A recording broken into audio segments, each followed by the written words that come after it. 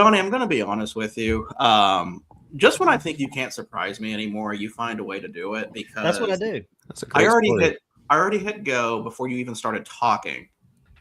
So like you just want to get that story out there. But I knew it was going to happen, so I figured, what the heck, I might as well just own it and go ahead and tell you guys the story of our neighbor who is a huge Georgia fan, and when they got to the playoff, somehow she bought tickets to the wrong bowl game, and she's been trying to sell them for 3 weeks.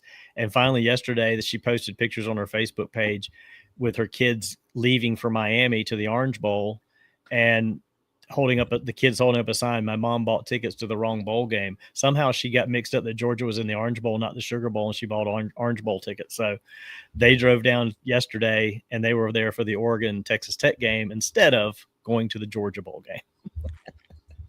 Well, I mean, both games were kind of, well, we'll see how the other game goes. We'll see how the other one goes, but I'm like, how in the world do you buy tickets for the wrong bowl? She dropped like $1,500 on these tickets. So, hi, E-Driver. Happy New Year. So, welcome to tonight's episode of DHC Sports Show, the first show of the new year.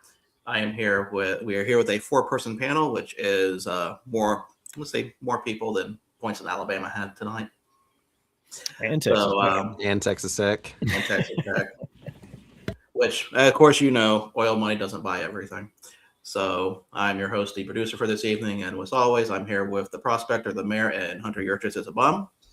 He is. So I'm sure he will explain further on with that. I mean, Notre Dame would have at least scored 10 points on Indiana.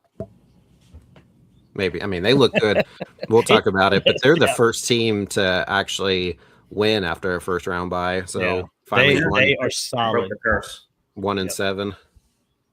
So, as always, this show is sponsored by Old Fort Baseball Co. And guys, when I am not posting thirst traps on Instagram, I'm on this site checking out all the latest items that they've got.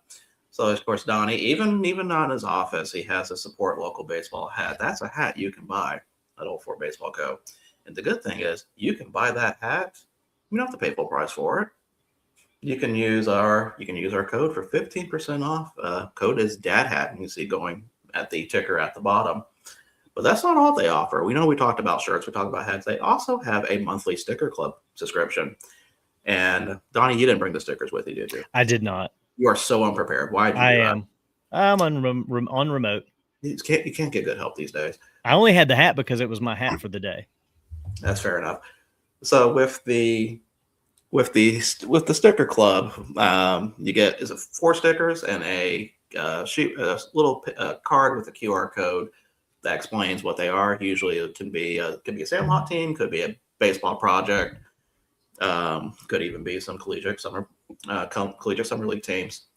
And that is usually $6, but with the code DHC, you can get that for 50% off. That's a pretty good deal, if you ask me. Absolutely. So go to our friends over at Old Fort Baseball Co. and buy some of their merch and tell them we sent you. All right, so this week's been kind of interesting the past 2 days with the college football playoffs going on. Both games have been terrible so far. Well, I mean, let me phrase that.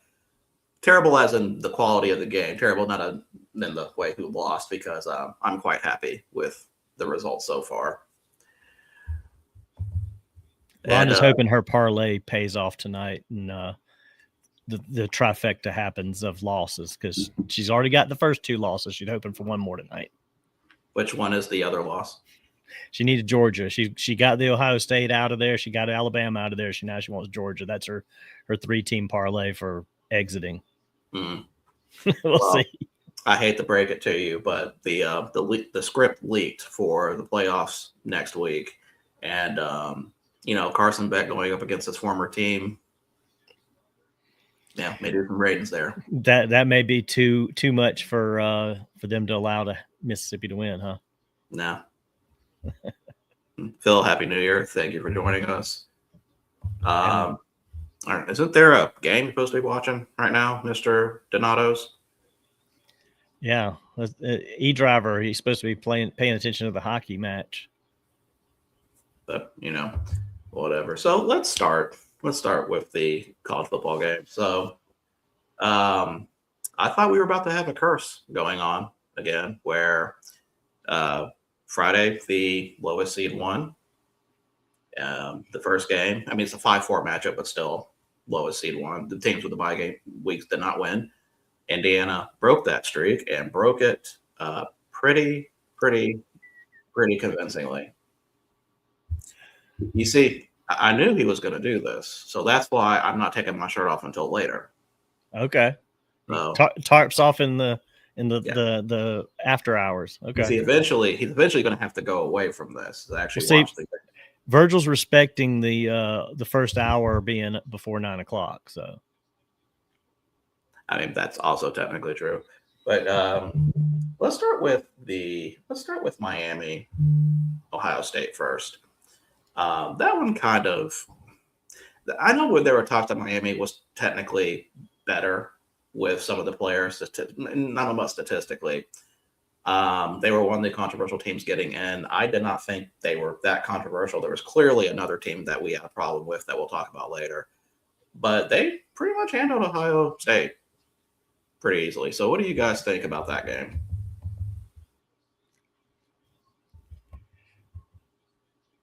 No, it's not all talk at once.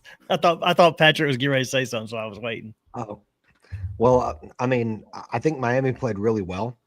I thought that, especially in the first half, Carson Beck looked really good. He was doing something. It's a second straight game that he's actually not been turning the ball over, because a lot of Miami's struggles have been when Carson Beck hasn't been taking care of the football. I think they've been a pretty good defensive team all season, but it was coming down to Carson Beck struggling, and he's looked more like the $4 million that he's getting through NIL, and he's looked really good in the last 2 games, and he's flipped the script on what people are talking about with Miami, about whether they should get in versus now they've proven over 2 games that they're playing really well right now. I think they're a dangerous team to be facing, and all credit to Mario Cristobal and his staff. They had the guys prepared really well, and credit to the players. I thought they deserved to win against Ohio State. They were the much more physical team, and made big plays on defense when they needed to. Did just enough on offense, and really it was more in the first half I thought that they were really good offensively than in the second half. But they did enough, and defensively they kept Ohio State at bay, barring that opening second half drive. So congratulations to the Hurricanes. Ohio State made the adjustments at the half and shortened the game a little bit in the second half, but Miami, they wore them down too. I think Ohio State defense eventually just got worn out in that fourth quarter. Miami made a few good plays there. And Zach's not wrong about Ohio State's schedule, but that's a whole other thing there. I mean, could you make a case that pretty much probably everybody's schedule's bad at this point? Well, I mean, I feel like that's what people were talking about with Miami's schedule.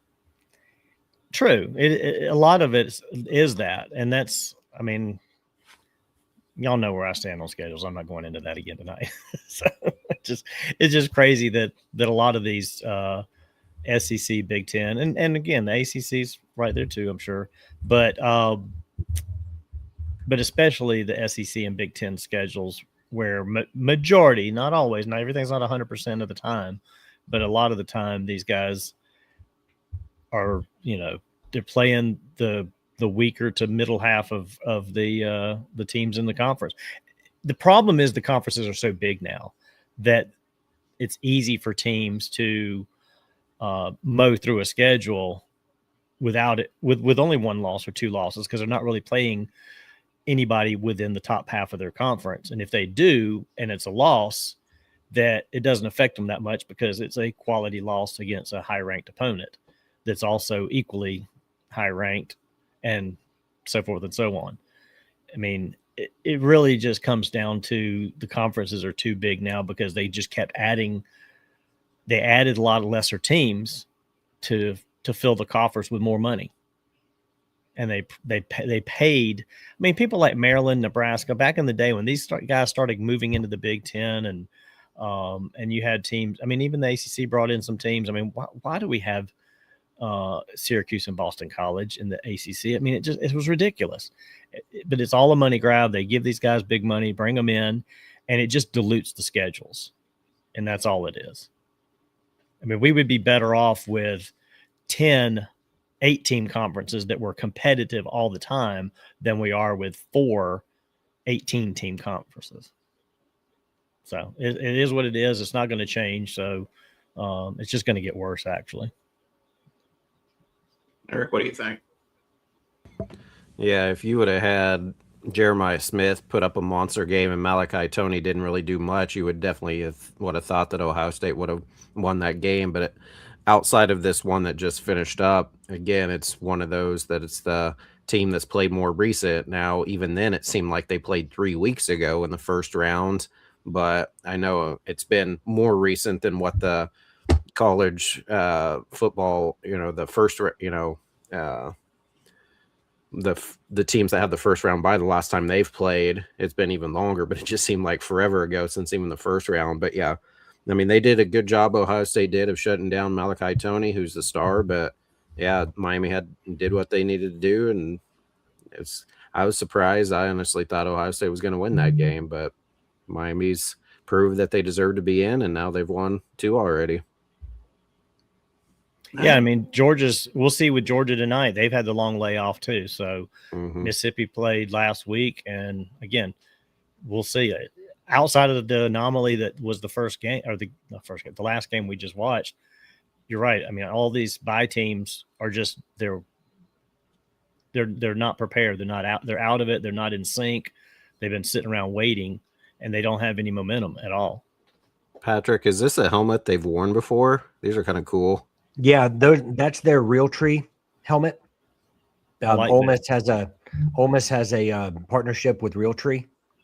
I don't know if that was through Kiffin or what, but they're really cool helmets though. This is, I think, the second or third time they've worn them. So now, obviously, we know Indiana is really good, but also I've had to do part way, I believe, with who they got paired up against. Not saying that they couldn't have beat whoever else they would have played, but I think because they had a quote unquote easier game that they had to play coming off that longer stretch of a bye, obviously didn't affect them quite as much. The first series, they got sacked twice, Mendoza did, and they had to punt, but then after that, they figured it out. But I don't know if that had to do with who they end up playing or kind of what about that. But yeah, I was surprised but not surprised how bad that game ended up turning out to be, because I think pregame some of the analysts were, at least 2 of them, if not more, were all picking Alabama, and I think they only did that because of how last year's first top four all lost in their first game, and then the first 2 of this year's also lost, and so they're like, well, maybe we should go with Alabama. They played more recent. They had a good offensive attack against Oklahoma. Then again, Oklahoma, they only have 2 losses. Yeah. To Texas, and I forgot who else they lost to. Was it Alabama? No. They play? Yeah. They beat Alabama the first time. They beat them. They lost to Ole Miss. Okay. So, yeah, I mean, they lost to 2 really good teams, but then, yeah, they just didn't show up against Alabama. But well, I was surprised that game was 0-0 for as long as it was, to be honest with you. I didn't get to watch a lot of the early part of the game. I texted you guys earlier. I was busy helping Rhonda with some stuff here, and we had the game on, but I was busy doing stuff, and I'd kind of step in and peek. I'm like, because was it 0-0 then into the second quarter, wasn't it? I don't remember when the first score happened. I know for Indiana, Alabama. I thought it was 3-0. I thought, yeah. Was it? Okay. I knew it was low. I knew it was low scoring. I couldn't remember if it was 0-0 or like 3-0 or whatever. But I was kind of surprised that but all these games have gotten off to slow starts, it seems like. And then it's just whoever gets rolling. So we'll see what Georgia does coming up. And like you said, Eric, I think a lot of those guys picked Alabama just because they're playing the odds that all of the bye week teams are going to be bad again. I was thinking they did because of the virtue of the fact it's Bama. True. They just love picking Bama. True. It Some was of them. 0-0, and then Indiana got a field goal on literally the first play in the second quarter. Okay. That's right, because the clock ran out before he could take the kick. That's Right. right. Okay. Good call, Donnie. So before we get into Alabama's worthiness in the playoff after that dismal performance, let's talk about what hats and drinks that we have. Since I completely forgot about that earlier, it's because of that e-driver person ruining everything. E-driver disrupted the flow. So, Patrick, we will start with you as you're eating. Gotcha. All right, Sorry, about guys. that. I got hungry. That's my fault. Happy New Year to everybody, first of all, and shout out to the chat. Thanks for joining us, and especially on New Year's. Right tonight, I am drinking some sweet tea in a Yeti cup, and then I am wearing an Ole Miss hat by Nike. It's got their SIP logo on it, kind of in a white and Italy blue. Rooting for Ole Miss to beat Georgia tonight, but I am not hopeful that that's probably going to happen. But we'll see. It's a long game, and I hope it's just a good game at the very least. We could use a good one today. So, yep, that's what I got. Okay. Donnie, how about you? Well, shout out to Patrick for going with the color scheme. I don't know if he's got an insider at Ole Miss that told him what the color scheme was going to be for tonight, the white and baby blue, but that's a good combination there for Ole Miss. I love when they play the powder blues out, or within the powder blue theme there. But anyway, I've got my Old Fort support local baseball hat. This was my first hat of the day for this year. I'm going to do my best to try and do 365 days of hats because I missed some here and there. I'm going to try to be consecutive. We'll see. I don't know. I may not stick to my themes that I've done on my Monday through Fridays as well. It's just going to be today's hat for each day. Can't wait for minor league Thursday. Where I can, I'll stick to those. But anyway, I thought to start off the year, the fact that we were going to get on here tonight too, just wanted to start with Old Fort, and they're a good sponsor for us, and Logan's a great guy, so I figured I would just drop this one on for tonight. And then as far as what I'm drinking, this is one that I picked up yesterday at Myrtle Beach from Grand Strand Brewing, and they didn't have it on tap anymore, but it was a taproom exclusive, and it's Grandma's Spiked Pecan Pie. So looking forward to seeing how this is. It's an Imperial Stout, 8%. So we'll give this a try and see how it is. And that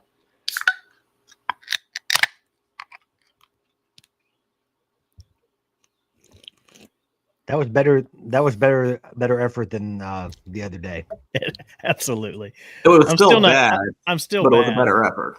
Yeah, but I'm trying. I'm learning. So, yeah, that's pretty good there, though. Good little pecan flavor on the back end of that one. So, Mr. Bum, how about you? Me? I'm not the bum. I'm not Hunter Yurchek. That's what your name has. Your name I like that right under Eric's chin, though, it says is a bum. So it's like Eric is a bum. Johnny, does Melinda resign to the fact that the Alabama Crimson Tide should not have been in the playoffs? Is that why she's okay that they got that beat down pretty bad? Anyway, so today I'm wearing the Richmond Flying Squirrels. It's their, I guess, now old lettering. I got this tritone hat, black brim, white front panel, red on the back. On a pretty good discount, I think, for Black Friday. I got a chance to get out to Richmond, not quite final weekend of the season. I think the second to last week they played to see the Diamond before they got a new ballpark here this coming year. So glad to get out there, take in a game. I was actually supposed to go to 2 games, but unfortunately my flights caused me not to get to one of them, but at least I still got a chance to see the game on that Sunday. And then on that Monday, I ended up and got a chance to see the Washington Nationals play. So a lot of fun getting up there. But yeah, I got the Richmond Flying Squirrels FS hat, and I just have water today. Phil, who are you talking about? We weren't quite about anything. We should still have been in. The only reason why Alabama was in is because what my name says. Hunter Yurachek is the AD of Arkansas. His team got blasted by Notre Dame this year. He should not be running the college football playoff committee. You should have the CEO of Pampers or Big Ballpoint Pens running that, as long as they have no affiliation to any teams. We should not have anybody affiliated with any team, especially a SEC AD in there running this whole thing, because he put in a team that shouldn't have been in there. And no, we weren't quiet after Bama beat Oklahoma, because we knew as soon as that would happen, they would get blasted by Indiana, which happened. So they shouldn't have been in. And after this game plays, we're going to have one SEC team left, the winner of this game. The rest of the SEC sucks. There's no reason that they should have had 5 teams in. And Hunter Yurachek, you're a bum. So my hat today is the can't really follow that, the Battle Creek Battle Jacks. Yeah, I wish Polly was here to clip that. Right, the Battle Creek Battle Jacks, and of course they're from the Northwoods League. I like the hats that got the league logos on them. At some point. Yep. One of my stops, one of my new parks for, I guess I could say last year now. Really enjoyable time. That's a great hat. Yeah, plus it's like actually fits well, so that's even the best part. I'm trying to think who it's not. Yeah, that's the game. That's the game. Yeah. I'm starting to come around on game hats a lot. So that's my favorite type of stretch fit hat is the game. Is that an XL? Yes. Yeah, that's pretty much all I can wear, the biggest size that they have. Good for you. All that hair he's got. Pretty much. If I ever shave my head, I'll be curious if my hat size goes down or not, but I'm sure it would. We'll see. So, we already got Eric's feelings all about Alabama making it in. We don't really need to talk about that game. We've already kind of discussed everything. Do we have anything to talk about with Texas Tech, Oregon? Because I think people are jumping on Texas Tech about, they didn't score any points. But if you watch Texas Tech all year, their weakness is their quarterback. That's the one person that you have to stop for to have a chance. So when they're able to have the turnovers and you have their defense out there, their defense is really good, but they're not susceptible to tiring. That's going to happen. Well, the part that gets me isn't it called like the Matador Collective or whatever it is of their boosters that I guess is under the Texas Tech name now due to that ruling that happened in June, but I thought that, like, with all the money that they're investing across sports and everything, of all the places where you would have like a weakness, it's hard to believe that it would be quarterback. But here we go. That seems like a flawed thing when you're blessed to have as many people donating money as they are, up above and beyond the $20.5 million that the teams can directly pay players. But yeah, I mean, Oregon dominated. I mean, I think Donnie, it was either you or Eric that said it, but like big shout out to Oregon's defense. I thought that they were huge today. And we hear a lot about Oregon scoring a lot of points, but you don't hear a whole lot about their defense all the time.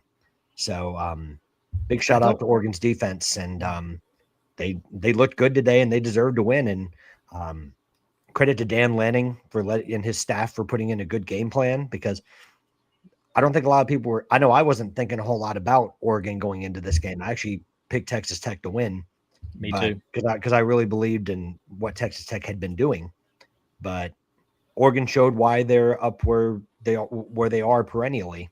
I mean, no matter who the coach is, they always seem to get good players. And well, they capitalize on mistakes.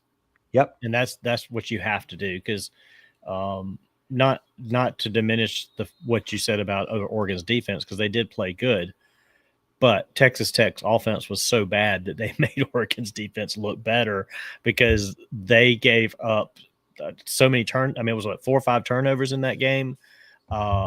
I mean, every time you turn around, Texas Tech's threatening to score, and then they throw an interception or fumble the ball. It's like, come on, guys. Yeah, and both teams had chances to either to score. Yeah. And Texas Tech didn't take their chances to make it a close game, and then Oregon at the same time, kind of like what Zach's talking about, they missed a chance to blow the game wide open, even though they still won 23-0. They had a chance to really make it, a blowout. Well, I don't even know who's going to win this game, but I can tell you right now, out of the 4 teams that are going to be advancing, Oregon's already number 4 in that list. Despite whoever wins this game is going to be better than Oregon right now. Do you think I could see Georgia? I wouldn't necessarily say Ole Miss. And what Zach's saying, I mean, they've already played each other, and Indiana did win that game. It was in Eugene, but I don't know. I know Oregon didn't look great, but they shut out Texas Tech. I'm hopeful that it'll be a pretty good game. Obviously, we want to get a more competitive game because we haven't really had any yet. But I don't know. I wouldn't say. I mean, I very well could see Indiana win again because they looked really good. But Oregon, since they've already played each other and it's Dan Lanning, I know they always seem to choke in the playoffs, but I don't know. I feel like Oregon will give them a better test. Now, again, that doesn't mean they're going to win and beat Indiana. Real quick, I wanted to ask on Johnny's comment. So I think they only have one of the caps. Patrick, so there's Cap X and then Cap America. Is that right? Correct. And they're separate brands. What is what is the one I have? Cap America. Cap America. They've shown up in the Cape Cod League for a few teams. And in a few teams in the NECBL as well. What about the Prospect League? Is that because I just got a hat and I can't remember which one it is now. I can't remember if it's CapX or Cap America. Probably CapX. Okay. And then CapX is obviously anyone that went to the Curb Rim Media Meetup with Chicago Dogs. There's a lot of CapX, and the Savannah Bananas and the Party Animals and all of them have started using CapX brands. Donnie, you would know this better than I would. Is it the on-field? Yeah. Are the on-field hats that they're doing? Oh, sorry. I guess Zephyr's the on-field. But then, you talking about for the bananas and all? Yeah. I think they're still using Zephyr for the on-field, but they do have a lot of CapEx. Some of the new teams, like the Firemen, I think is who I'm thinking. They may be transitioning. Okay, because I know the Firemen had on-field caps that were CapX. Well, I think a lot of teams of teams that I've seen that were Zephyr, like where they were heavy Zephyr, seem to be switching to CapX. I don't know what Zephyr's got going on that they're losing to CapX, but there seems to be a lot of teams that are transitioning from Zephyr to CapX. Yeah. And the CapX hats that I've gotten Johnny's right. They're sneaky good. They're very comfortable. They're very good fit. Really good hats. Yeah. And I actually think Cap America is pretty solid too. For their flex fit hats. I mean, I think they're pretty good. Yeah, so the one CapX hat I have, I definitely favor the Chicago Dogs, like you said earlier. But yeah, really like that one. Mm-hmm. Let's see. So with Oregon and Indiana, my thoughts on that real quick. Yes, Indiana did go in to Eugene and beat them, but I don't know, with rematches, you never know. Lanning will probably have a game plan to get that. I mean, I don't even think they need the motivation to beat to play Indiana again. Do you think the location plays in Indiana's favor, though? Is this the Citrus Bowl? They are. Or is it the Fiesta? Which one's the Fiesta Bowl? So Indiana and Oregon's the Peach Bowl in Atlanta. Yeah. So they're going to have to. They're both going to be playing in Atlanta. Okay. So does that is the other one the Fiesta Bowl? I guess because that's the next one. Correct. Okay, so you'll have that's Miami. Arizona, right? Yes. Yeah. So you have Miami and whoever wins this one. So, I mean, I don't know that it matters. I mean, Oregon doesn't. Their fan base just had to come all the way to Miami. Are they going to turn around and go all the way to Atlanta again? Probably not. They're not going to have a lot of support. Not that it necessarily matters if you have a lot of support. I just don't know if, as you get deeper, does that neutral site having fan support matter. Well, I mean, both fan bases are going to have this issue because, I mean, Indiana had to go out to Pasadena. Right. And then come back. And then, I would think it's more of an advantage for Oregon because a lot of those fans could just go to Miami to Atlanta. Yeah. Just spend some time there. Well, but I think it's I slightly disagree. I think it's good for Indiana because the novelty of them being in the playoff. Even if someone did go to Pasadena, if there's someone that missed out on Pasadena, they might make the trip to Atlanta. Yeah. I expect it to be a pro Indiana crowd. Absolutely. Certainly in Atlanta. And I think if they make it to Miami, I could see the same thing if it's not the Hurricanes. If Oregon is going from the West Coast to East Coast, I'm not even saying it because of that. I'm just saying we're on the same all of wavelength. We're on the same wavelength. Well, it's a 7:30 game, so I mean that kind of negates the travel. I mean, well, I am saying it because they're all having to congregate to the East Coast. But I'm not worried about the time's not a part of that, but because I think if this game was in Arizona, then the advantage swings to Oregon is all I'm trying to say, because then there's a little bit more support that they would have there versus coming all the way to Atlanta. Vice versa, Miami and Georgia or Ole Miss, they're going to travel anywhere. So and then if you do a flight simulator, you can put it at so many knots. I will say this though, I am absolutely glad that the winner of this game tonight and Miami aren't going to end up in the Peach Bowl in their own backyards. I think I felt that was almost by design, but I guess it's really not. I think it's just the way it fell. Yeah. Well, if Miami ends up beating the winner of this game and they have basically a home game, then let's say Indiana wins, being the top team, undefeated, 14-0, going to basically play an away game. Do you think, I know we're looking ahead, but how much do you think that affects them then? Well, I think it's if Miami does win the semifinal, I think it's an advantage to them regardless of who goes. Yeah. I mean, you're playing in your home stadium. I mean, that's where you play your games. So, familiarity with the environment, knowing how the field plays, I think it's going to be an advantage regardless of who it is. And I know it's a long way to get to this point and may not happen, but if Miami plays for the national championship in their home stadium and the 49ers end up in the Super Bowl in their home stadium, how wild is that both of those would happen in the same season? So you're saying I should parlay both of those bets to happen and see if I can make some good money off of it? It's worth a bet. If you do that sort of thing, it's worth a bet. I mean, that's not something that I've even contemplated happening. I don't know that it's ever been a situation where it's close enough that it could happen. Well, no, we finally had the NFL. Who played in their home stadiums? Tampa did.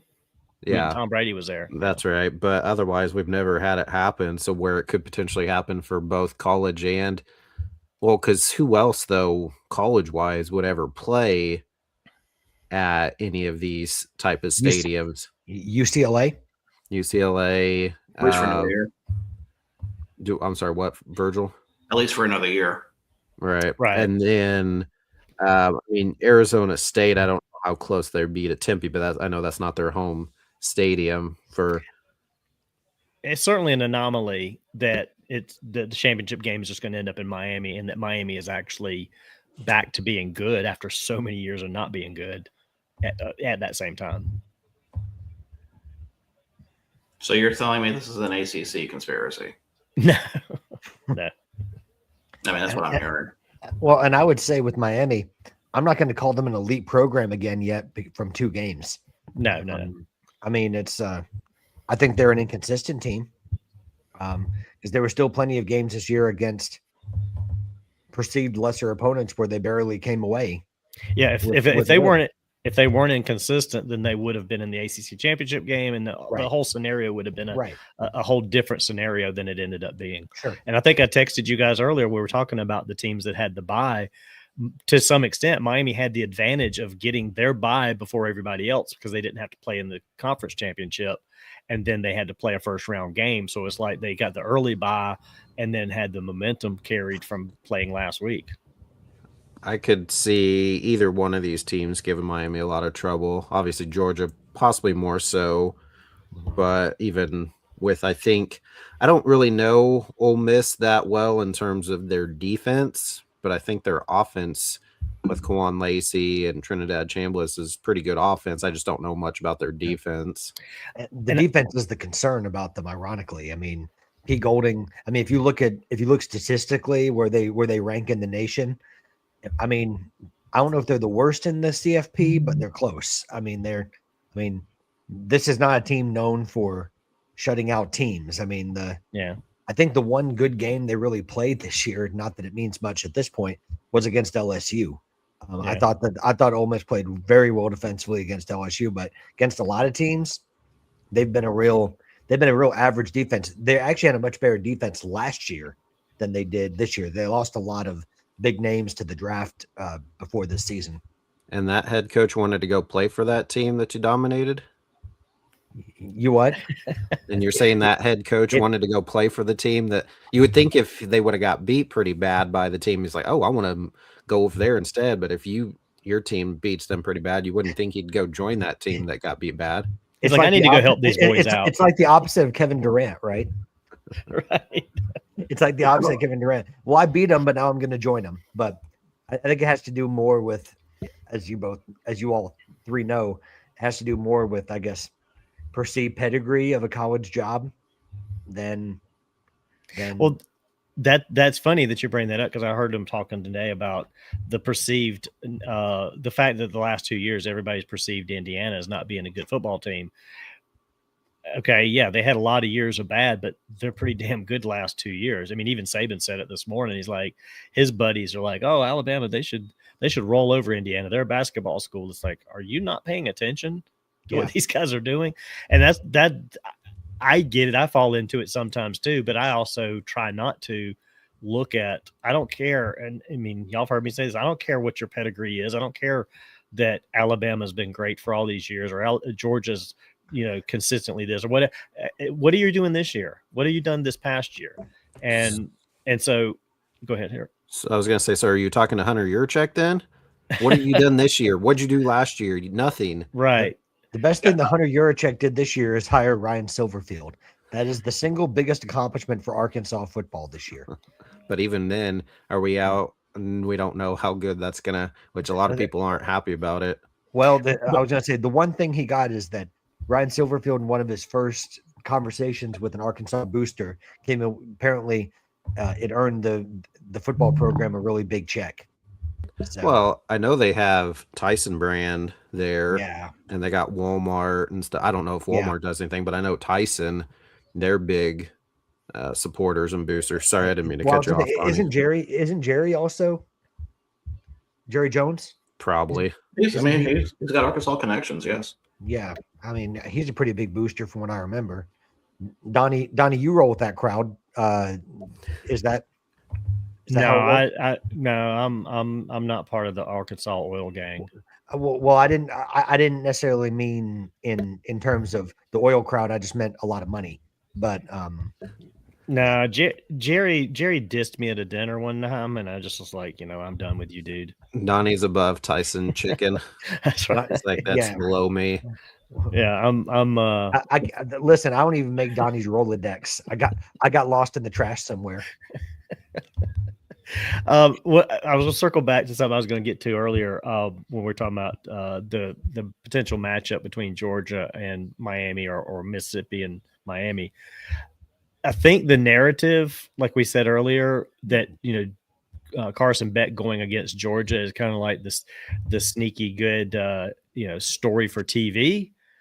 I don't know that it's a good thing for Carson Beck. I don't know that it's a good thing for Miami, because I think he personally is the kind of person that would get so wrapped up in that to try to show them that he's better than that and that and why he left, that it'll just implode on him. I don't think that I think Miami would do better against Mississippi, for that very reason. I think Carson Beck will just absolutely mess all of that up, trying to do more than he should to try and show them that he's better than they thought he was.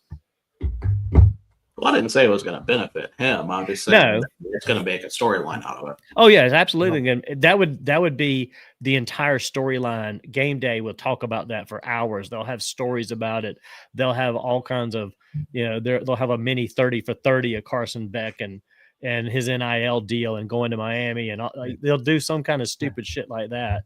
And again, the other thing is, I don't know if you guys know who Steve-O is, but he is absolutely a young, like, strung out Steve-O when you see him doing an interview.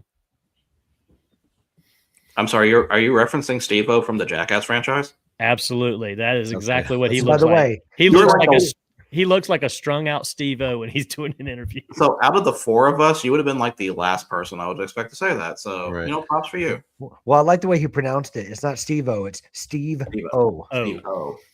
Yeah. And credit to Steve-O. He's got his shit together, and he's pretty funny now that he's sober. And I'm glad he's clean. I'm glad he's very clean. He was always a nut, and he still is, but I'm glad he straightened his shit up too. Because I always liked him. Patrick, what year is Kawan Lacey? Kawan Lacey, I believe, is a senior. Okay, because he's there. I mean, it's only 3-0, but they're looking fine. They're moving the football. They're moving the football. And I feel like George has gotten away with a few, I don't know. I feel like George grabbed his jersey.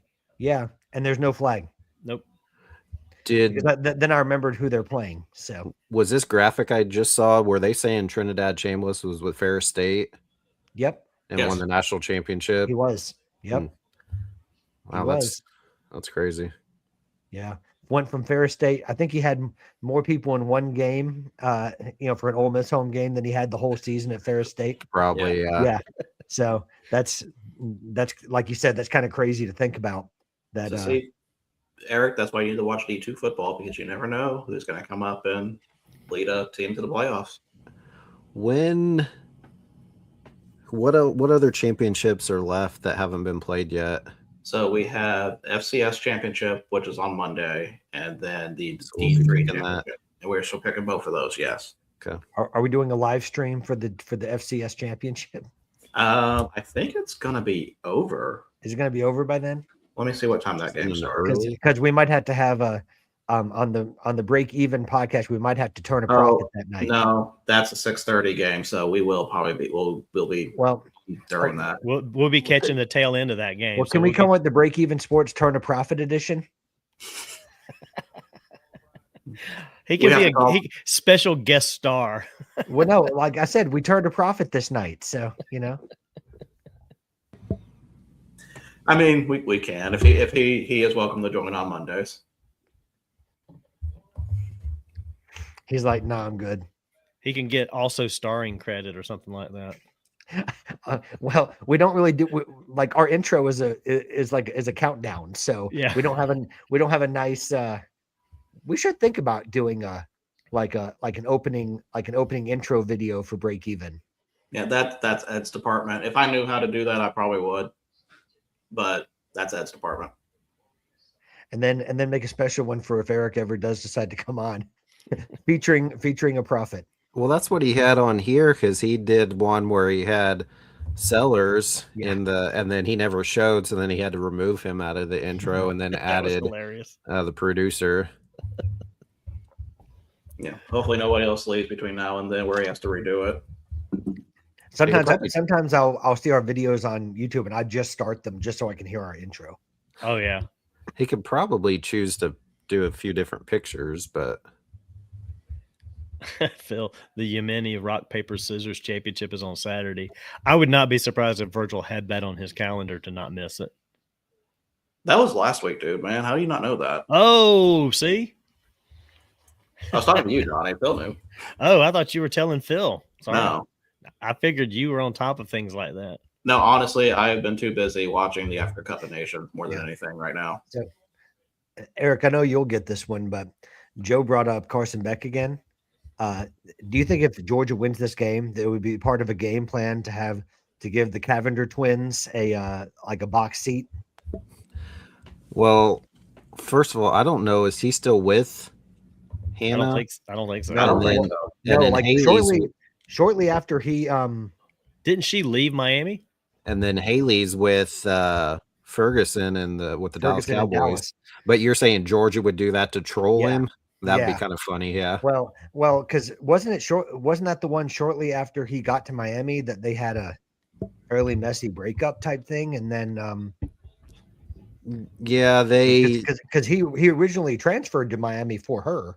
right, yeah, which What? is Well, that and $4 million, but that didn't hurt. I mean, And don't forget the $4 million. Yeah, yeah, I was gonna say that didn't. That's That a didn't hurt. secondary thing. why Yeah, would you that didn't- transfer that to a certainly didn't hurt, school but for a girl? Don't worry, with $4 million. Is it already the second intermission? Oh, look at E Driver bringing in the Latino culture here. Is it All already right. a second intermission? Is that why he's It back prob- on here? Yeah. Probably. Oh, yeah, because it's been 45 minutes. So, yeah, that's probably enough to play the second period.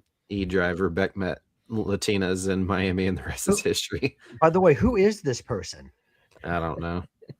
They only comment like every 2 months or so. Well, I mean, we got the 4 people here who actually show up for stuff. I think he's one of those gamers on Twitch that keeps Wow. chiming in. Look at that. A kicking game actually working. Exactly. Wow, Eric's impressed by a working kicking game. No, that was actually like a 50-some yard field goal. It was Yeah, I was pretty gonna good. say Carnero. Oh, Listen, he hit that from 6. Carnero is but a that thing's- good. Yeah, like he's a good kicker. So why do you I mean, I know you can like multiple teams because I do, but why would you do both LSU and Ole Miss? It's not like I like Ole Miss. So Ole Miss is more for the colors, honestly. okay. It's not It's- like I the like Italy Oklahoma blue. State It's the and Italy blue. KU in the same. I'm just And kidding. well, it's not a. I was waiting to see who he was going to put next to Notre Dame since they're not in a conference. No, It's not like I like KU. Notre Dame and No, Oh. KU and Oklahoma State in the same conference. right. And honestly, I got interested in Ole Miss after Lane got there, just because I'm always fascinated by Lane,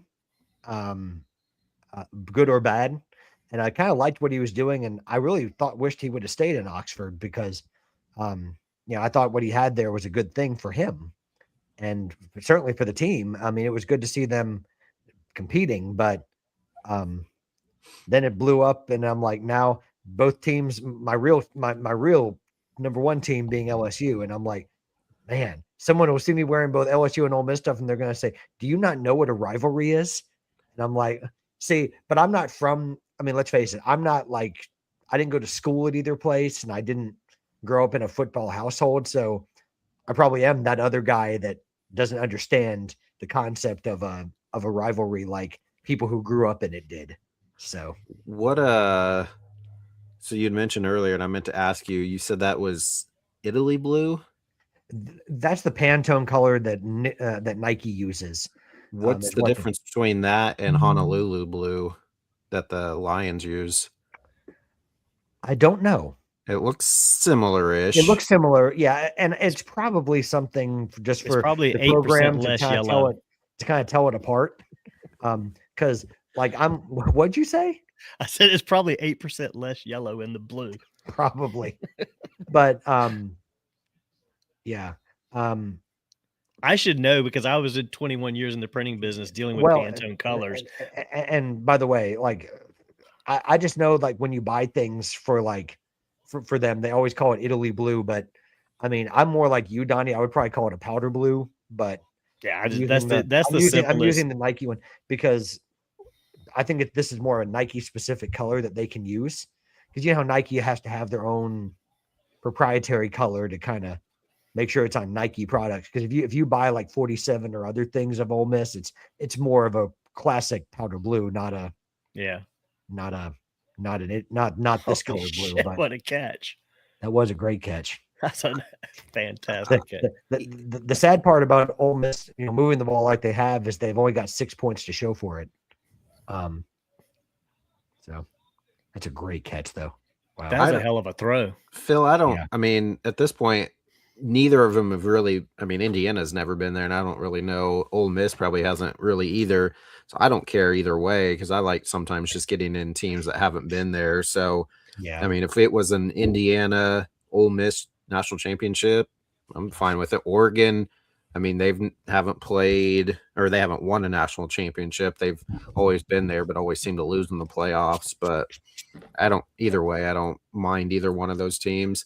I just think I like these helmets, as I was telling Patrick, but Indiana's uniforms were just boring, and it was just the exact opposite of Alabama's. I'm like, what is this uniform matchup? Yeah. And then where Oregon could have done literally anything, my brother goes, go ahead and you have green in your team colors and don't wear a single green color. They were the black and gray and white. Black and gray, and then Texas Tech was black. I'm like, what are we doing? Yeah. We should be in the playoffs using these unique matchups like the Minnesota and who was that? New Mexico or whoever they played. Yeah. Yeah, I mean, I'm with you, Eric. Go ahead, Donnie. I'm sorry. I love the nostalgia of the Indiana story, and I'd love to see a team that just had so many years of nothing just win a national championship. Just for a different story. Like if it's Ole Miss, that's fine. If Georgia's in, I don't want Georgia to win. I'd rather Ole Miss or Indiana, and I'm not going to be a homer for ACC for Miami, but Miami is a good story too. The only reason I'd like to see the Miami story is I want to see what Michael Irvin does if Miami wins, because he's already lost his mind the last two games to begin with, and that's crazy in itself. But ultimately, if I had to pick one team right now, I'd love to see Indiana win it. I think Cignetti is a good coach. I like him, and I think that the story is a great story. See, Indiana, I don't like him. I don't know him, obviously, but I don't really care for him as a person or as a coach. But because the team themselves haven't been there, I mean, it'd be kind of cool to see them go. But I don't know. I do think about him. I do think it would be funny too, though, for Ole Miss with Lane leaving to go and win it.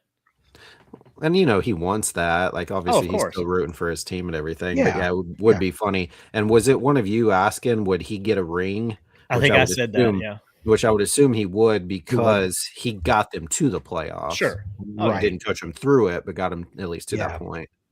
The thing is, do you technically get the ring, or does it count on your record? I mean, because he's not coaching them in the playoffs, so does it get listed as Lane Kiffin, coached or won a national championship because he didn't win it? I mean, I think he gets the ring. I don't think he gets the notoriety of having it beside his name. Well, for me, that's kind of a moot point because he's going to claim it. Well, he can claim it, yeah.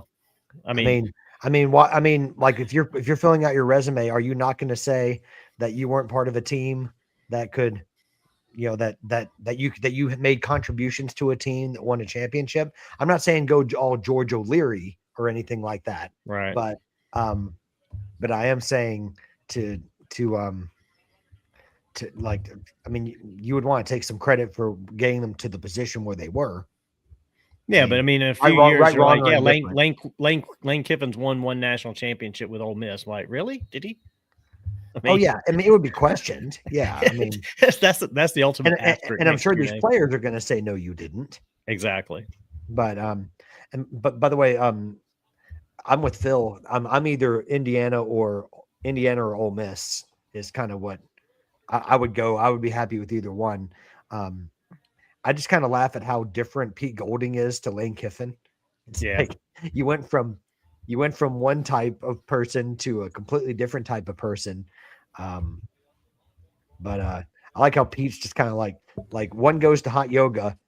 That might be Pete Golding might be the last person that you'd ever see at hot yoga. See Bob Stoops with his visor. Yes. That may be the one thing that they have in common is the visor, because didn't Lane always wears a visor too? Yeah.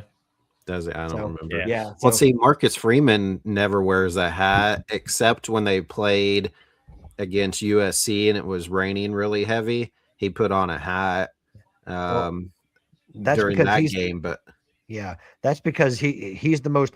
Marcus Freeman's the most marketable head coach in America. Well, have you seen the clothes he wears on the sidelines? It's his exclusive. Like they don't even make it. They have variations of it available for fans, but everybody's like, bro, let fans buy this stuff. So anytime he's out there and has like on a sweatshirt or something, there's like a all white with just a bright gold, like 4-leaf clover or whatever he's wearing, that's his exclusive merch that they had just for him. And they don't have any for the fans, which everybody kind of hates. But yeah, he has his own. But yeah, he's not one that, and not all coaches do, but he's not one that, ooh, nice fake out. That was a nice fake out. Wow. What a fake out. Yeah. But yeah, he's not one that wears a hat, except, like I said, he did in the USC game just because it was pouring down rain, but normally he doesn't. Well, Clemson does the same thing. They have their sideline apparel that Dabo and the coaches wear. And because Dabo always wears that block C hat, the orange hat with the white block C. And I cannot find that hat. They do not sell that hat. They don't make it available anywhere. I looked for that. I've seen cheap snapbacks trying to emulate it, but it's not the same. I want the freaking Nike hat. I want the Nike hat that he wears, and you can't get it. Because I looked for that one year just to see if I could find it, and I couldn't find it on any of the sites. Yeah, and a lot of the hoodies that they wear, like they wore one for the military appreciation this year that you can't buy. And I'm like, come on. I know that they're not in the college football playoff, but Phil, you could probably relate to this. There was one, I think it was for the bowl game for South Carolina. There was a hoodie that they were wearing, and it was like a one shade of the. I don't want to get the shade, the color shade wrong, for South Carolina. What shade do garnet. They call it? Is it garnet? Okay. Yeah. Well, it's one garnet, and then Fanatics tried to make the same hoodie. Yeah. And on there, I mean, you put them side by side, they're not even remotely the same. Like it's like this deep maroon. Yeah. And I was like, if you're trying to get that same hoodie and you're trying to get it from Fanatics, and it's like they're not even trying to make it look the same. They just it looks one way on the website and you get it. It's like, nope, no, it's not. Yeah, you're like, that's more Central Michigan or Arizona State than it is Gamecocks. Yeah. Yes. I saw it live, but they just showed a replay. That pump fake, goodness, that was pretty nasty. That was. At least it's a good game so far. Yeah, I think it took a lot of these teams, Ohio State and them. Ohio State kind of started to come back a little bit, but all these other teams, they were just out of it the entire time. It took about a quarter, but now that they've kind of got their feet back under them, Georgia's starting to. So we'll see how this. I'd be curious to see how this rest of the second quarter plays out. Yep. Yeah, and Zach, I have looked on campus. I've checked all of the stores at Clemson, and I can't. I mean, that's where I do get my official baseball hats. Although Nike actually has the Clemson hats, except for the one that I want, they keep selling out of it, which is the purple with the orange brim. And when I went up for the Bananas game, of course, it's the end of the year. That's the one they didn't have in my size. They had all other sizes except my size. So Eric and I have Kansas Curve hats. That's right. Is it? Well, I don't know. Get a bigger head. He still hasn't gotten small hats. These kids have got small heads. They're how's my head? We got that tritone that people try to tell us is a Clemson hat. I'm like, no, it's a Kansas Curve hat. Oh, okay, I got you now.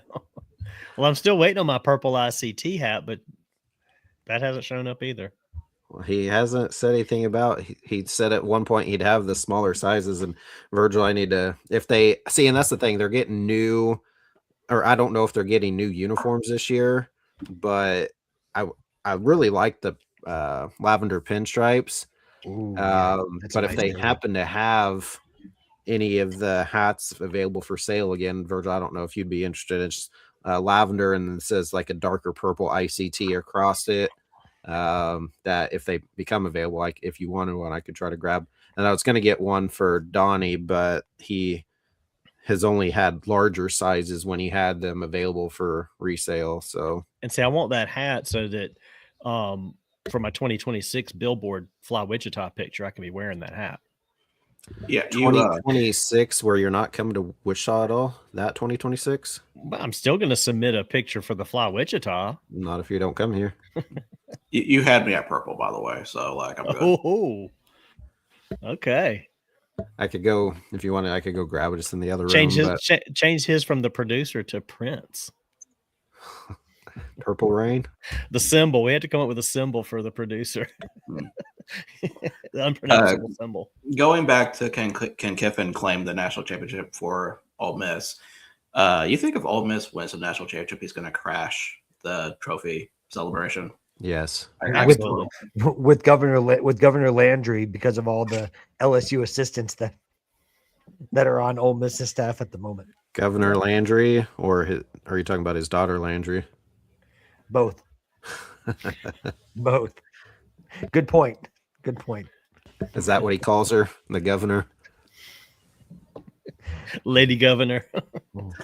But also to answer the question about Indiana or Ole Miss, clearly Indiana, because Ole Miss does claim 3 national championships. Now, of course, so the Kiffin thing would just be another stretch for them. Okay, right. So of course, all these national championships were when none of us were alive except for Donnie. So, and going back to the NCAA baseball hats, I have not yet gotten one, but I need to. Wichita State switched to Nike July 1st, and of last year. It was weird to say, but Donnie and I didn't go look for the hats. They said they potentially had them. We didn't go look for them, but yeah, we didn't go to the main store. I have both of the what we call the Flying W and then the baseball Woo in Under Armour, but I don't really care for the way those fit. So I want to get Nike, but then I didn't realize until I got the Kansas Curve Clemson hat that he reined in the snap and still threw a dime. The what a throw. The Nike hat, I got too big of a size, so I'll have to kind of look at those a little more because I didn't realize Nike was a larger size fit. Can you tell me if you find the Woo Shock, the Woo Shock hat in the baseball Woo? Baseball Woo, yeah. Okay. And I know Patrick, you probably know this better, but I've never liked Under Armour hats at all. The fit, the look, or anything. Do any of you guys care for any Under Armour stuff? I don't like any of their gear. I don't think golf shirts. I have some golf shirts. I do like the golf shirts. I used to have some of the like when what was the name of that league? The Expedition League used to use Under Armour hats. Mm-hmm. And those they fit really deep, but then they had like a deep fit, but then the college ones, like I tried on a Wichita State one and they were really, really shallow. I don't know. Like I tried on about 6 of them at the bookstore that Eric was nice enough to take me to, and I hated the fit. That's what awful. Donnie. That's where we went. Yeah, I mean, yeah. I've just never been a big fan. There's not a lot of Under Armour hats that I've tried to get because most of the teams that I've been a fan of or the hats that I've liked, they're not part of Under Armour, so it's never been a thing. But to me, they've always just looked bad. Like even for the teams that I'm not a fan of that were Under Armour teams. Yeah. I mean, I got a Wisconsin one. The Gamecocks are Under Armour. I was not happy with it. Right. The Gamecocks are Under Armour, and it's not the fact that I don't care for the Gamecocks. It's just when I see Gamecock merchandise all over Columbia, it all just looks like blah. Like if I was a Gamecock fan, I would hate that these were my options. Yeah. Phil, what do you think of the Under Armour apparel? Yeah, because you're a Gamecock guy. Is there any that you like, Phil? And to answer Phil's question, so when I leave my wife after I win the lottery, I'm definitely not splitting the lottery with her.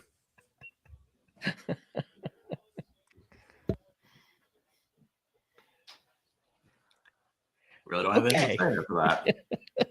What? Why not? But guys, we're talking. Well, I hope you'll think of us though.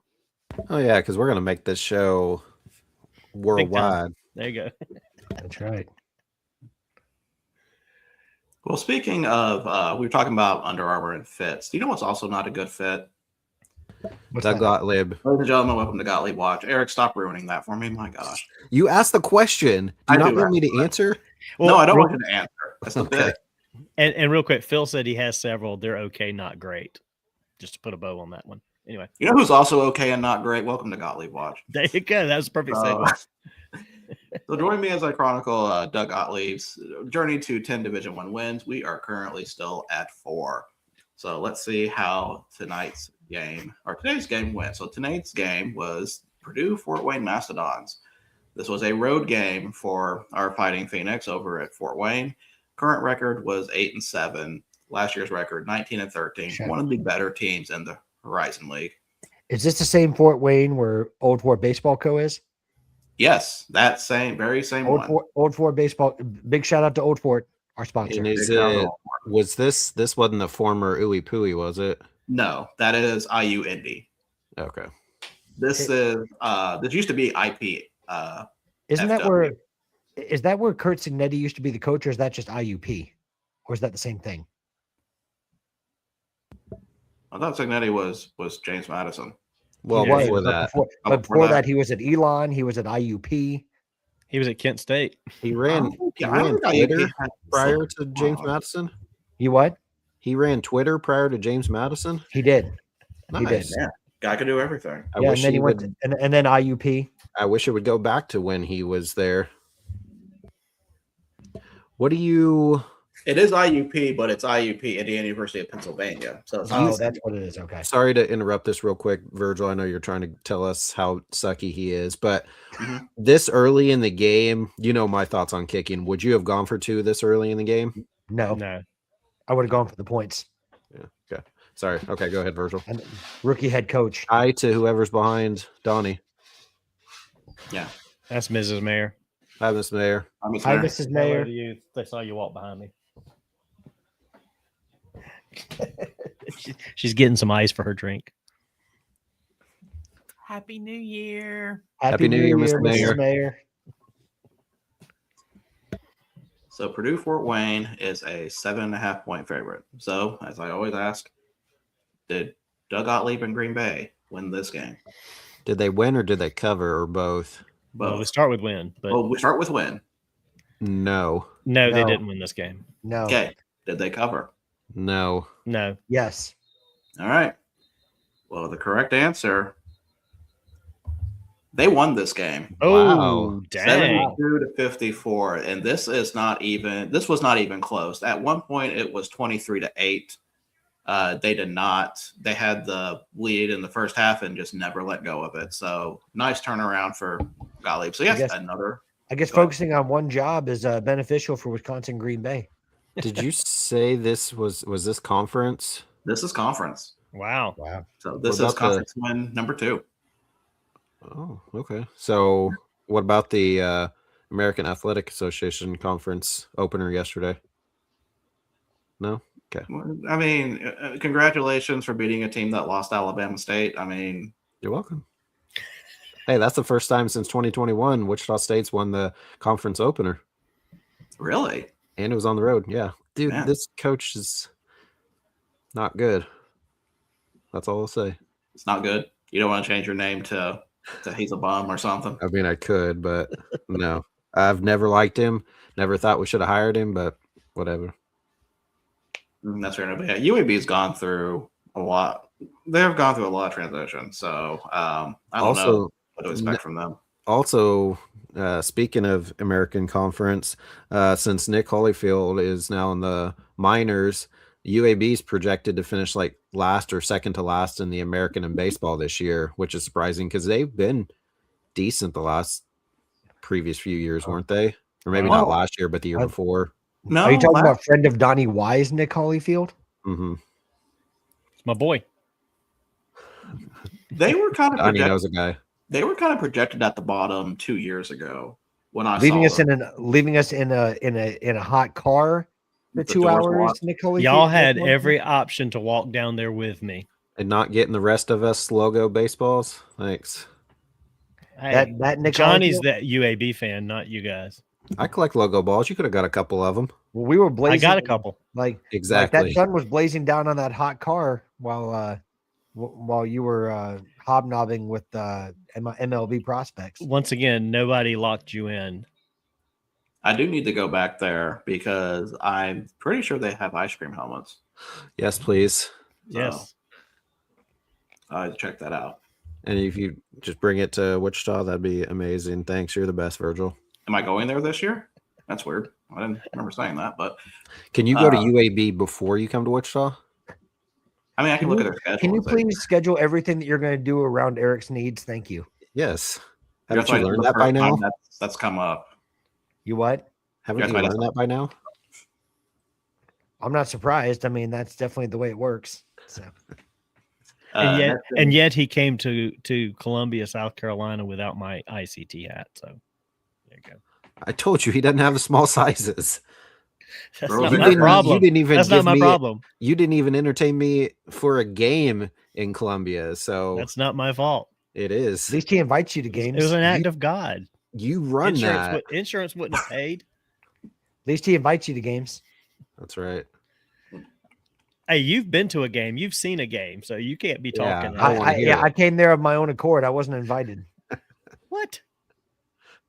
Listen, you two have been to his house. Compound. Sorry, compound or whatever you want to call it. Compound. Yeah, Patrick's got his name on the suite. And Eric slept in it. Phil's dealing with neighbors with extra fireworks, apparently. Next game for Green Bay will be Milwaukee Panthers. So that will be on Monday also. Oh no. Yes, Zach. Pull that up. The organization that my son plays for, they have every level from 13U up to 18U, or sorry, up to college, and they won the KCBL this year, and they're back. They just put out their schedules today. So yes, they still have a summer college team.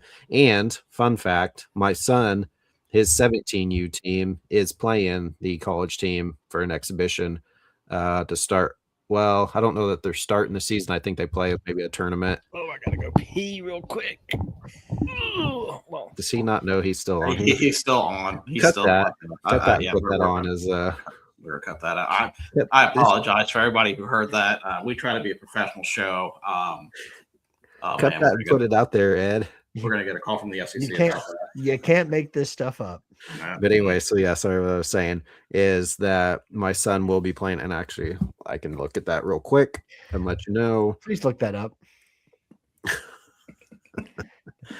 Oh no, it is the very first game. So their very first game is an exhibition, May 23rd here in Wichita against no, I apologize. They play the alumni team the first game. I read that wrong. They are playing the college team June 7th in Clearwater, Kansas, which is just like 15, 20 minutes kind of south of here, where they play their games. So June 7th, they play the Kansas Curve college team. So that'll be kind of fun. I know they're not going to win because the Curve, obviously the college is really good. They won the championship last year, but yep. So they are still a thing, Zach, and my son will get to play them in basically an exhibition game.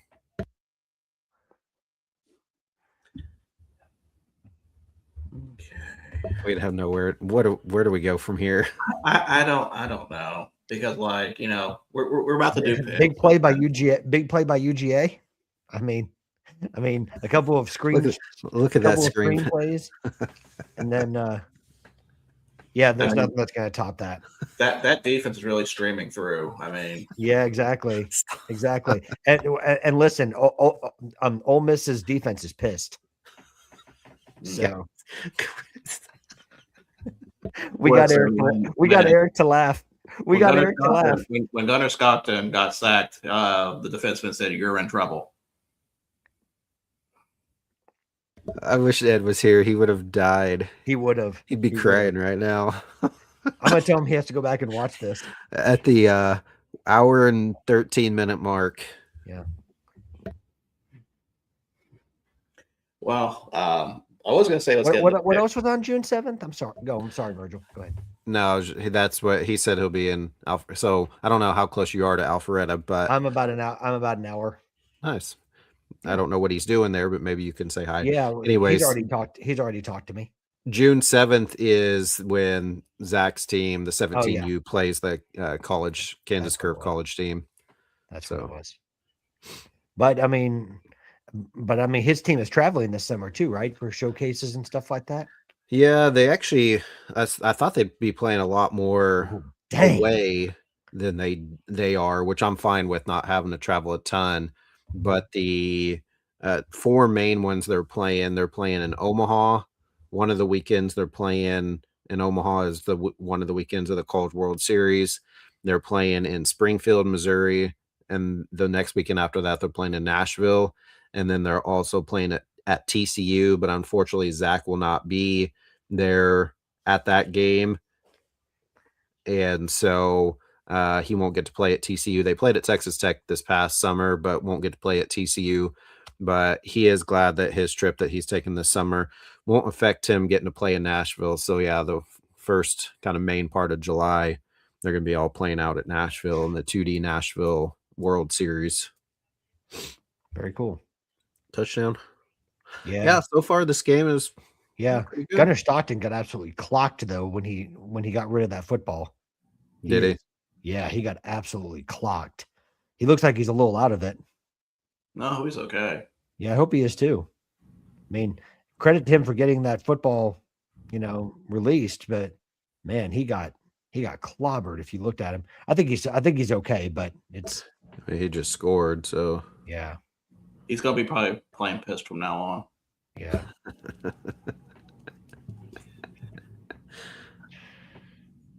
All right, so let's. Did I say ahead. the quiet part out loud?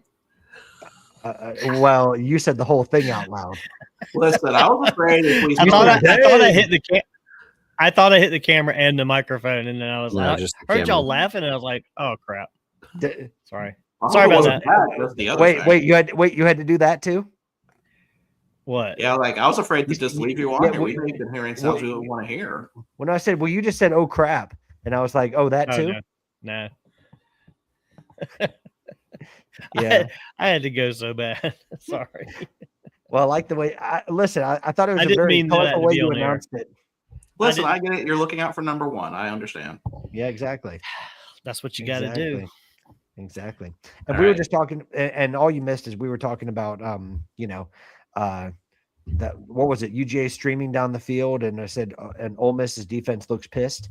So, yeah. So you didn't miss too much. Okay. And we got Eric to break. Look at him. Quite a bit. He was doing pretty I've rough. never seen. I very rarely have I seen him laugh so hard. If I can contribute to that, then I've done my job. We said too bad Ed's. Eric said too bad Ed's not here. He would have lost it. I wonder if he can go back and clip that. He should be able to. He can. Yeah. No, but only other thing to talk about before picks, I do want to talk about Astros' new signing, the Japanese ace Tatsuya Imai. It's kind of nice to see, Japanese superstars not going to Dodgers for once. Yeah, that's the second one because that other guy went to the White Sox. And I don't obviously know anything about him, but seeing the limited interactions and interviews, he seems like the dude of the White Sox seems like he's pretty funny and seems like a likable guy. Yeah. And I mean, again, I don't know anything about Imai either. I've only seen like the tape that people have shown. I mean, it looks like he's got pretty good stuff, but does that translate to the major leagues? I mean, we'll have to see. Does he fit? Does he dominate right away like Yamamoto seemed to have done, or does he struggle like Roki Sasaki? I mean, it can go one of two ways. So, yeah. Ooh, that's why I'm interested to see. Is it Matsuzaki that went to the White Sox? Am I saying that right, or is it Murakami? Murakami. I'm glad to see Murakami because we don't see too many position players, and it's like everybody's pitchers. So I'm glad to see another position player because Ichiro, I mean, when he came over, it was phenomenal, and I would have expected in those years since he came over, there would have been a lot more position players to make a move, but it's all been pitchers, and the pitchers you don't really see much about them because they're out there once every 5 or 6 days. That pitchers just don't have the personality. So I'm anxious to see, like you said, how he interacts on a daily basis and what kind of personality he has. I mean, hell, he's stuck with the White Sox in Chicago, so at least he's making some money. But I don't know about the team. How many years did Imai get? 3, 4, 3. Was it 3 years, 80 million? Is that what it was? 54. 54. Okay. Wow. Yeah. Is Golding, was he talking to his defense? It looked like it. He was pissed. Look at this. Joe's flipping between his not his burner, but he's two different Yeah. Went from Twitch to YouTube. He's got he's probably got like all the monitors in front of him, all the different He typed the numbers and the word looking. He's like, I got to switch over to YouTube so I can type better. looking out for number one when you're not. Yeah, I looked up. I was getting Japanese players in the MLB and see how many were pitchers versus position players, and there's only like less than 10 position players. They've all been pitchers. Yeah. Yeah. So, Are you talking about like currently, or are you talking about all time? let me see how far back this list goes. Guess don't say his name out loud. His work is watching. Well, let's just call him Canadian Patrick. They won't know who we're talking about. Current players, there's only 2 right now. Okay. Historically, it's less than 15. Counting Murakami is 2, or I am not counting Murakami. I'm counting. Okay. This is just as of last season. There's only. Gotcha. Okay. I was trying to think because it's the guy in Boston. Oh yeah. Yoshida. Yeah. Yoshida, and then trying to remember who the other one is. Oh, Seiya Suzuki in Chicago. Very good. Yeah. Very good. Who, by the way, really good first year or second year. Was it his first or second year? I forget. I believe this was second. Was it second? Because he should have made the All-Star team, honestly. At least I thought so. He was probably the biggest snub in the National League, or one of. He had a really good year. Oh no! Okay. Now that I am done texting Samantha about Donnie's antics, it is now time to go through picks. Wow. Why does she need to know? I think it was funny. Is she watching? Did she see it? Hear it? I don't think so. Well, I didn't do Yoshida, so. Nah, that needs work. All right. So, grin out of Eric. That's what you're ahead of me. That's what you were saying. Sorry, Patrick. It's okay. I mean, they're not out of it. No, they're not out of it, but it's just. Was that Lacey? I think it was. Yeah. Does it's just he have fumbling problems, issues? Not that I'm aware of. But I mean, it's just one of those things. It's in big moments you can't do that. I mean, it's you can't give a good team like Georgia a break like that. Especially when that previous drive, that touchdown was entirely preventable. I mean, when you had him 3rd and long, there's no way you should miss an open field tackle and, give them a chance. Yeah. But Georgia's a good team, so let's see how they react to that. Yep. Oh, there's a flag. Oh, just delay of game. Never mind. Was that probably something afterwards? There was a player running for his life to get on the field. So yeah, it was a clear fumble. So all right. You guys ready for picks? Let's do it. No. Okay. No, by the way, Virgil, congratulations on winning picks this week. No, not this week. Yep. Not this week. It's either you or Donnie, so actually, it's probably gonna be neither of us this week. Someone's going on a bender right now. I mean, Ed got a couple of these games we didn't. Yeah, I was gonna say Ed's sitting pretty this week. So we've got 4 bowl games for Friday.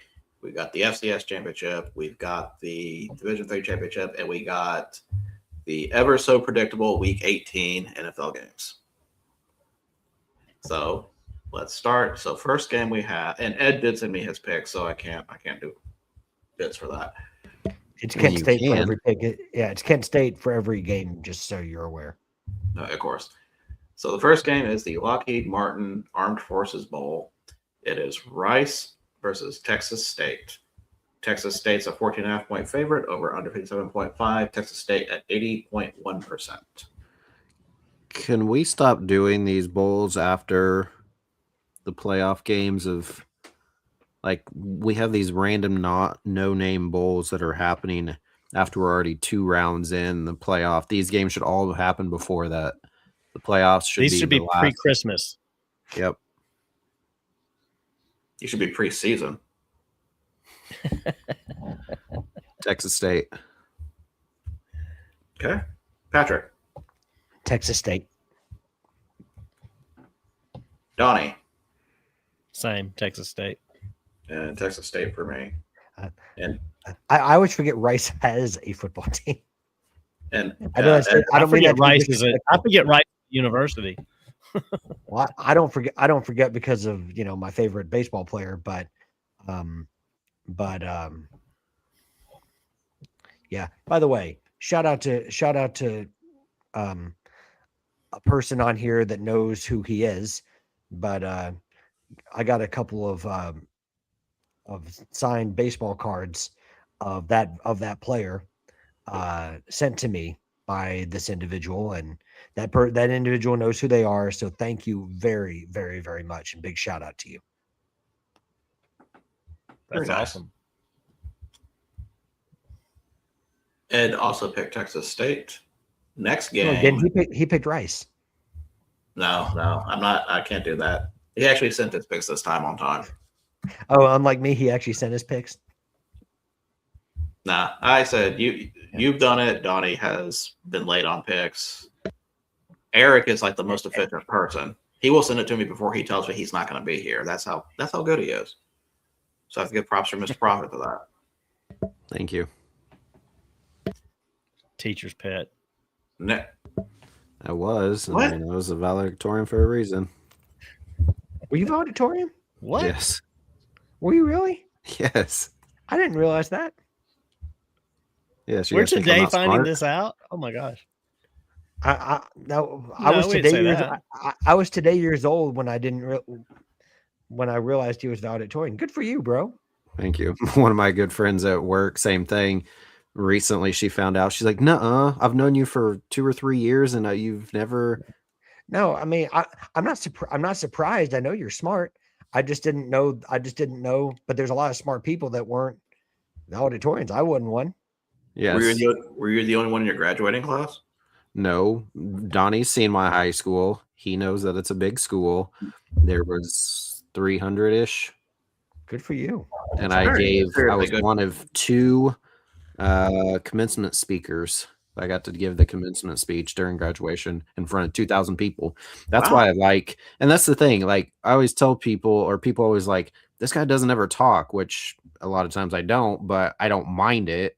And that's why I do a lot of, customer service type stuff. But then also if I had to do any type of speech or whatever, and then doing like podcasts and this, it doesn't bother me because I've been doing this for years. I actually graduated a semester early and started taking classes at a local JUCO. And one of the first classes I took was public speaking. So I actually took a college class on it while my rest of my I was about class. to say you took classes at Juvie, and I was like, good for you, bro. No, the rest of my classmates were still finishing up their last semester in high school. I was already, because what I only had to take an English class, so I think it was English. I ended up doubling up, and because that was the only class I had left, I doubled up and took that plus another like English class. I don't even remember what it was. The first semester of my senior year, that way I could graduate at semester, and then took a full course at the JUCO, and then still went back and obviously walked with my high school friends. But yeah, I got an early start. That's Well, awesome. that's for someone who barely graduated high school. Congratulations. Thank you. Next game we have is the AutoZone Liberty Bowl. Liberty. Liberty. Wrong Liberty. Between Navy and Cincinnati. Navy's a 7-point favorite over under 54.5. Cincinnati at 67.4%. Let me check one thing real quick before we make this pick. I want to see if Cincinnati's quarterback is actually playing in this game or not. Does it matter? For some people, it may. Not I. Sorry, Not Zach. I. Sorry, Zach. Go Navy. I don't know what their slogan is. Go Navy. Okay. Yeah, give me Navy. Patrick? Navy. Okay. And with the news that he is not playing, Navy for me. See how he does this, guys? I know. Well, I'm sorry for Yeah. doing research and being thorough about these. I gave you the information too. After we already set our picks. You did. You said it didn't matter. No, it doesn't. But it's like, oh, let's wait. Okay, what'd you guys say? Navy. Okay. Oh, by the way, Cincy's quarterback's not playing. Well, apparently I was the only person that needed that, so it didn't I was matter. wondering why you were saying that. What about Ed? I picked Navy. Okay, sweet. All right. Next game is. Why is it not coming up? There it is. The Trust and Will Holiday Bowl. Arizona versus SMU. Huh. Arizona's a 2.5-point favorite. Over under 52.5. SMU at 52.5%. That is weird that the predictor and the over under are the same numbers. I thought I screwed up for a minute. Who's the sponsor of this bowl? It says Trust and Will. Trust and Will. So like a will making site. Okay. Yes. Because when I watch a ball game, I want to think about my intimate death. I mean, if you watch Alabama play. Trust me, I will not leave you any money. That's what my kids hear. This I think could be a good one. Arizona, though. Arizona, okay. Do they have somebody out? I didn't hear about any opt-outs for this one. Okay. Oh, you're just being a dick. Okay. So it's Arizona against whom? I'm sorry. SMU. Pony Ooh. Express. Ooh. By the way, I just found out Damon Evans is the athletic director in SMU. I missed that somewhere along the line. I thought he was still at Maryland. Excuse me. Was that this year change? It must have been. The only reason I even know that is because I watched that new E60 thing on. Which, by the way, you guys should watch that on NIL and college athletics. It was just released. A good E60 thing that Jeremy Schaap does. So. It's worth a watch if you get the ESPN app at all. That move so much so choked him up. Yeah, I know, right? It did. I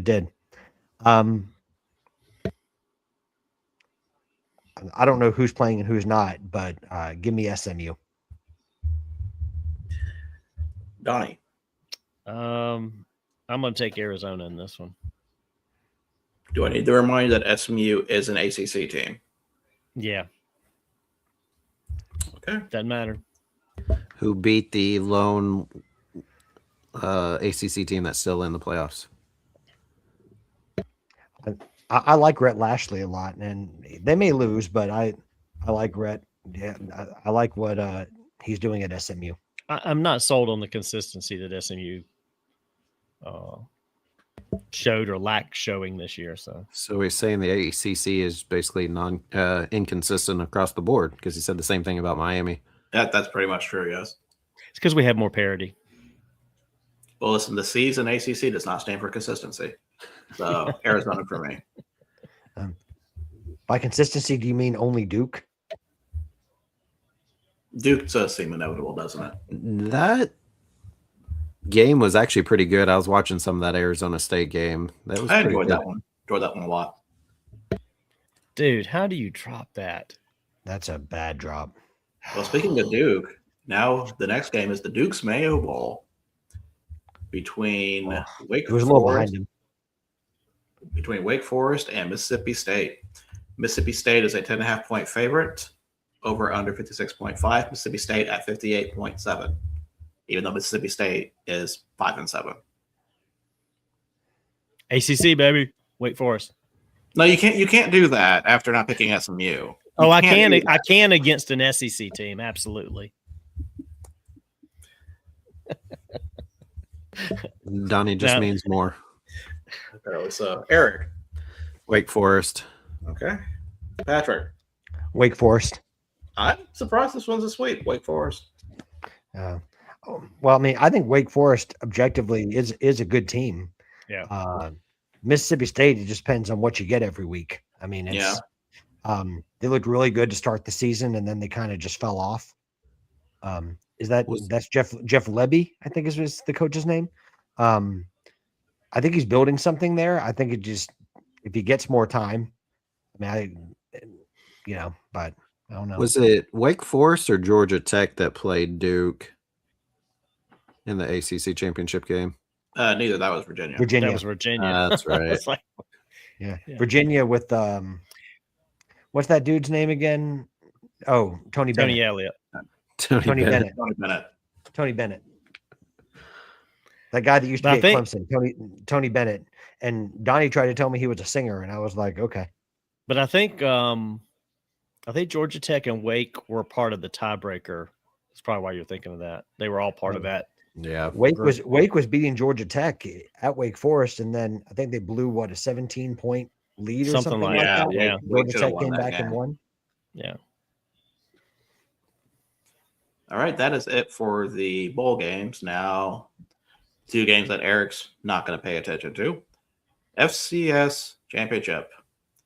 We have unseeded Illinois State against the number 2 seed Montana State.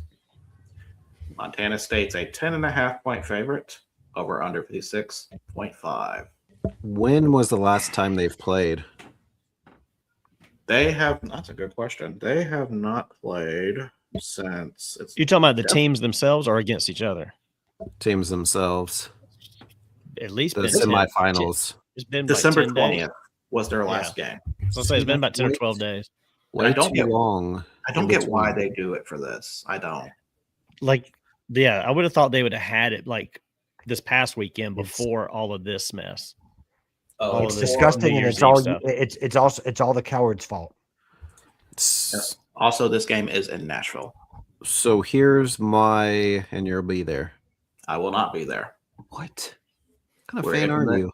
We are implementing a new accounting system this week. I will not be there. So, never mind. I won't say it. Is it called Donnie's Wallet? If No. this game was played like a week later, I think Illinois State had been playing well enough Yeah. that they could have kept that momentum, but because of the slightly longer layoff, give me Montana State. Okay. Patrick. Didn't you like that analysis, Virgil? I really did. I was I actually- enjoyed that. I was really actually good. just about to say I thought that logic was really sound, and insightful for a guy that hates FCS. But I think you're probably right, but I'm just gonna go. I'm gonna go on a flyer here, and I'm gonna believe in the spirit of Illinois State and those Redbirds, and give me Illinois State. They took down the number 1 team, and then they took down the number 1 team in FCS. Who's to say they can't take down number 2? Montana State's a very good football team, and are going to be you're going to have to be at your best to beat them. But give me the Redbirds. And that's what really surprised me about them, is because not only after they won that, you figure they'd have a letdown the next week or two, and they haven't. Yeah. Now you said the game's in Nashville, so that's actually closer for them fan wise than what Montana State would be. I'm taking in the formula that I had to use that I stole from Donnie about headwinds and tailwinds and, jet lag factor and, wind chill factor and, winds. And I mean, it's a very complicated system. But But Illinois State came out just ahead. So when I did the math, that was physical year 2026 data. So Donnie, what's your pick? I'm going to go Montana State. I'm with Eric, though. I think if this game had been played sooner, I would have gone with Illinois on the Illinois State on the momentum they had going into Fighting it. Illini? Anyway, Montana State looked like. Did he go back home? I think they're a pretty solid team. So, am I breaking up? Did he take another bathroom break? Am I breaking up? Did he take another bathroom break? I was going to ask if I had to go pee, if I'm supposed to announce it to everybody before I go. No, Yeah, you're not supposed to announce that before you go. Well, I mean, it's proper Hey, etiquette y'all, to please announce don't. things. Am I seriously breaking up? Yes. You did, not Okay, right all right, now, but you did. Yeah, you did Okay, it. it's probably because Rhonda's on her iPad now. No, I'm just kidding. Oh, wow. She just looked. Wow. I just said that to see what kind of look I'd get. She just Death gave me- glare. like, did my head cut off from the lasers that she Do just we shot have like towards me?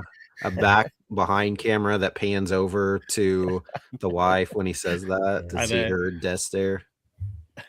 Anyway, I was gonna say I would have gone if the game was played early. There he goes again. There goes again. He just doesn't want us to State hear his momentum they had, analysis. but Montana State, Jesus Christ. Montana State has State. Jesus on their Wait, side. wait, Of course they're going to win this did game. you just pick Jesus to win this game? He He's said their Montana starting free State. safety. Montana State being led by Jesus Christ. I must have missed him on the roster. So, Man, that's got to be an advantage. He's number one. That's got to be an advantage. that's got to be a little divine intervention there. So, Illinois State. Ooh, that's Beat targeting. Coward. That's targeting. He's out. He gonna be out. Oh my goodness, yeah. Did he get the crown? Was that the crown, the helmet that he got? Don't know. I don't know. This should be a good. He got the answer. shoulder into the face mask. Is that what is that the target? I thought it was a crown to crown helmet for targeting. That was a nasty hit though. Not his face or his mouthpiece out. So Illinois State did beat the Cowards. I am forever thankful for that. However, And you know what? I'm gonna go with Patrick on this. I'm still gonna ride the hot hand here. I'm gonna go with Illinois State. No, it wouldn't surprise me at all, and that'd be super impressive if they did win this, beating the top two teams. I just think if it was a little bit sooner, and that may not matter. I just don't understand why they have a break like they do here, as opposed to like what the FBS has. I don't know if it's TV things. I don't know. You know, it could be an NFL thing, honestly, with scheduling. But I don't know. so the targeting call was upheld. Yep. Okay, I hate it for him though. I mean, does that mean he misses only the rest of this game or also the next game?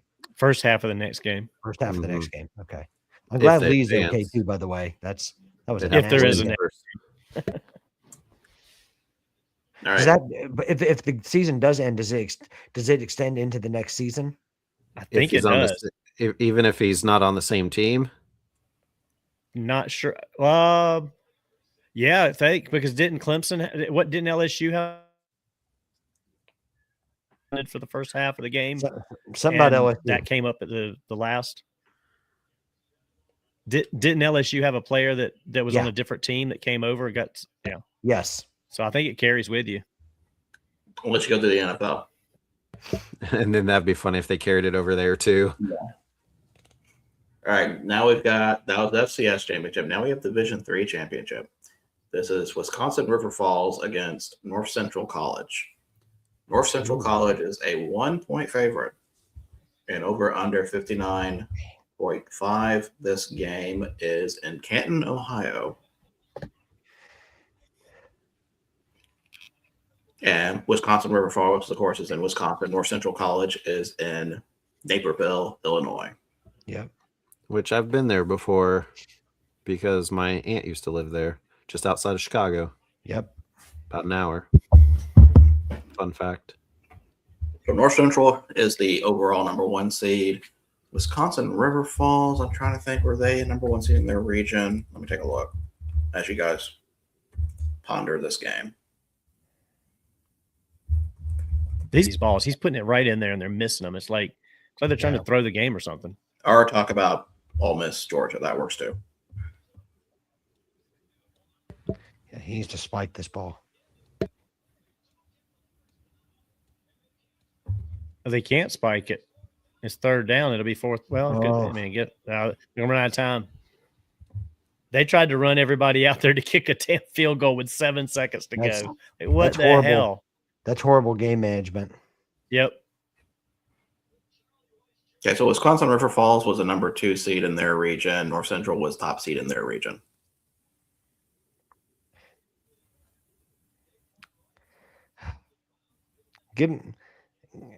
So you said North Central was top in theirs, and you said Wisconsin River Falls was top in theirs. Well, no, Wisconsin River Falls was number 2 in theirs. Me too.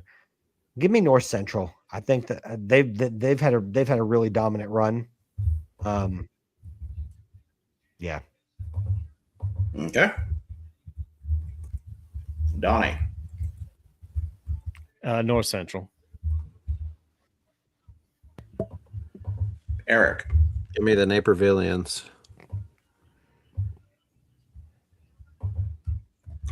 Yeah, I'm not going to pull with Wisconsin River Falls. Give me North Central. And Ed has picked North Central. All right, now it's time to move on to the NFL games. So, of course, if you have any analysis that you'd like to share with any of these teams, with your teams, please let me know. First game is the NFC South Championship game. Panthers versus Buccaneers. Buccaneers are a 2.5-point favorite, over under 45.5. Buccaneers at 62.3%. And Ed has a little note with this. He says, as a lifelong Panthers fan, I will be picking the Panthers. He said, as a lifelong Panthers fan? I may have added some stuff. I mean, I figured it was quite a long time. I mean, Yes. For the long run of the breakfast takes, he's been a fan for that long. I mean, it's pretty impressive.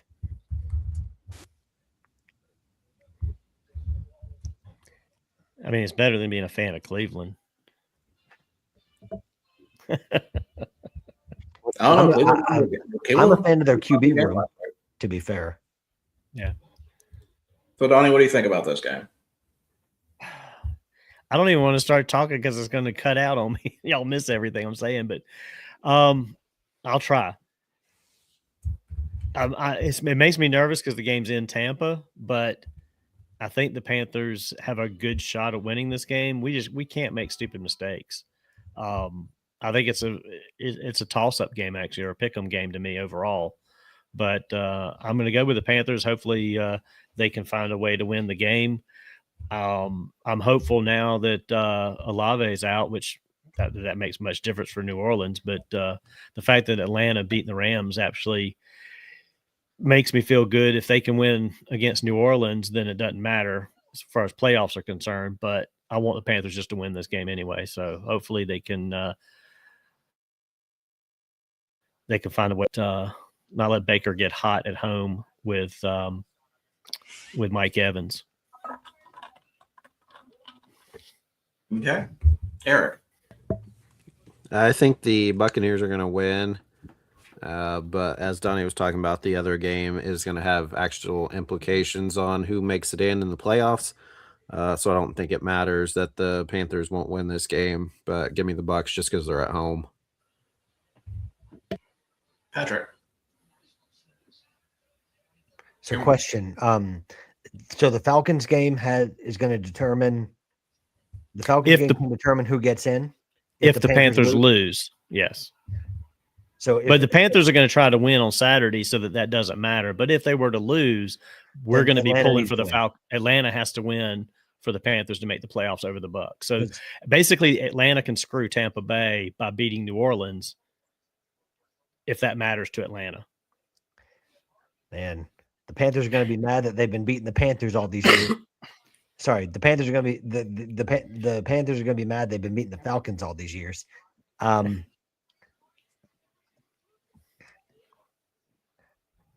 think that now that Baker's got some of his complement of receivers back, I think he can do just enough to win. So give me the Bucs. I think it's going to be a really close game because I don't really think that either of these teams are great football teams. They have their moments. That's more what I see with both of these teams. But I think Ibuka could be an X factor in this. Because obviously with Mike Evans, he's the focus, but I think Ibuka has had a really good rookie season. So give me the Bucs. Yeah. The key is stopping Bucky Irving. Is he healthy now? Well, I think we just got to stop their running game because Mike Evans is going to get his catches and Ibuka is going to get his catches, but we got to stop. And Baker got banged up last week, so hopefully he's still nursing some stuff that might help us. So we'll see. Give me Carolina. Yes. I just do not trust the Bucks.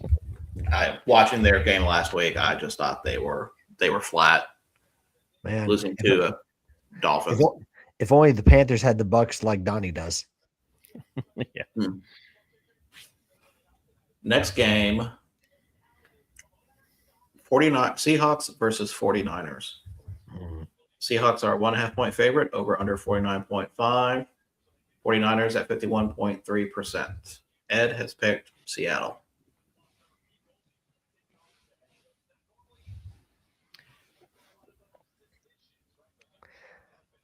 I mean, I still like Seattle's defense, and I don't trust the 49ers defense really, but I don't think Sam Darnold has done a whole lot either in recent weeks.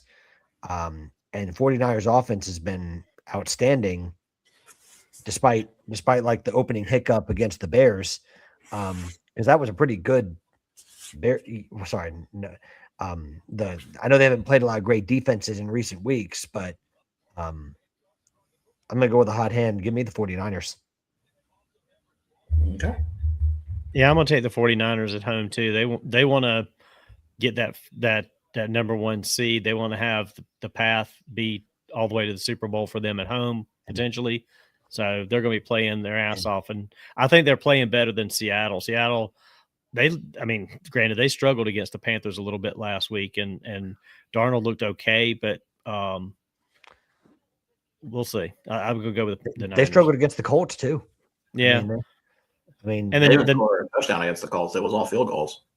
Yeah, and the Niners looked pretty darn good. I mean, and they have Kittle back this week, right? Yeah, Kittle should be back this week, and and so Purdy was on fire the other night. So they're going to be wanting to put away Seattle, and it's a standalone game on Saturday at home, so they're going to be fired up. San Francisco. Yeah, for me, Seattle kind of reminds me of Texas Tech. Great defense, great offensive weapons, but quarterback's a liability. So I'm going with San Francisco.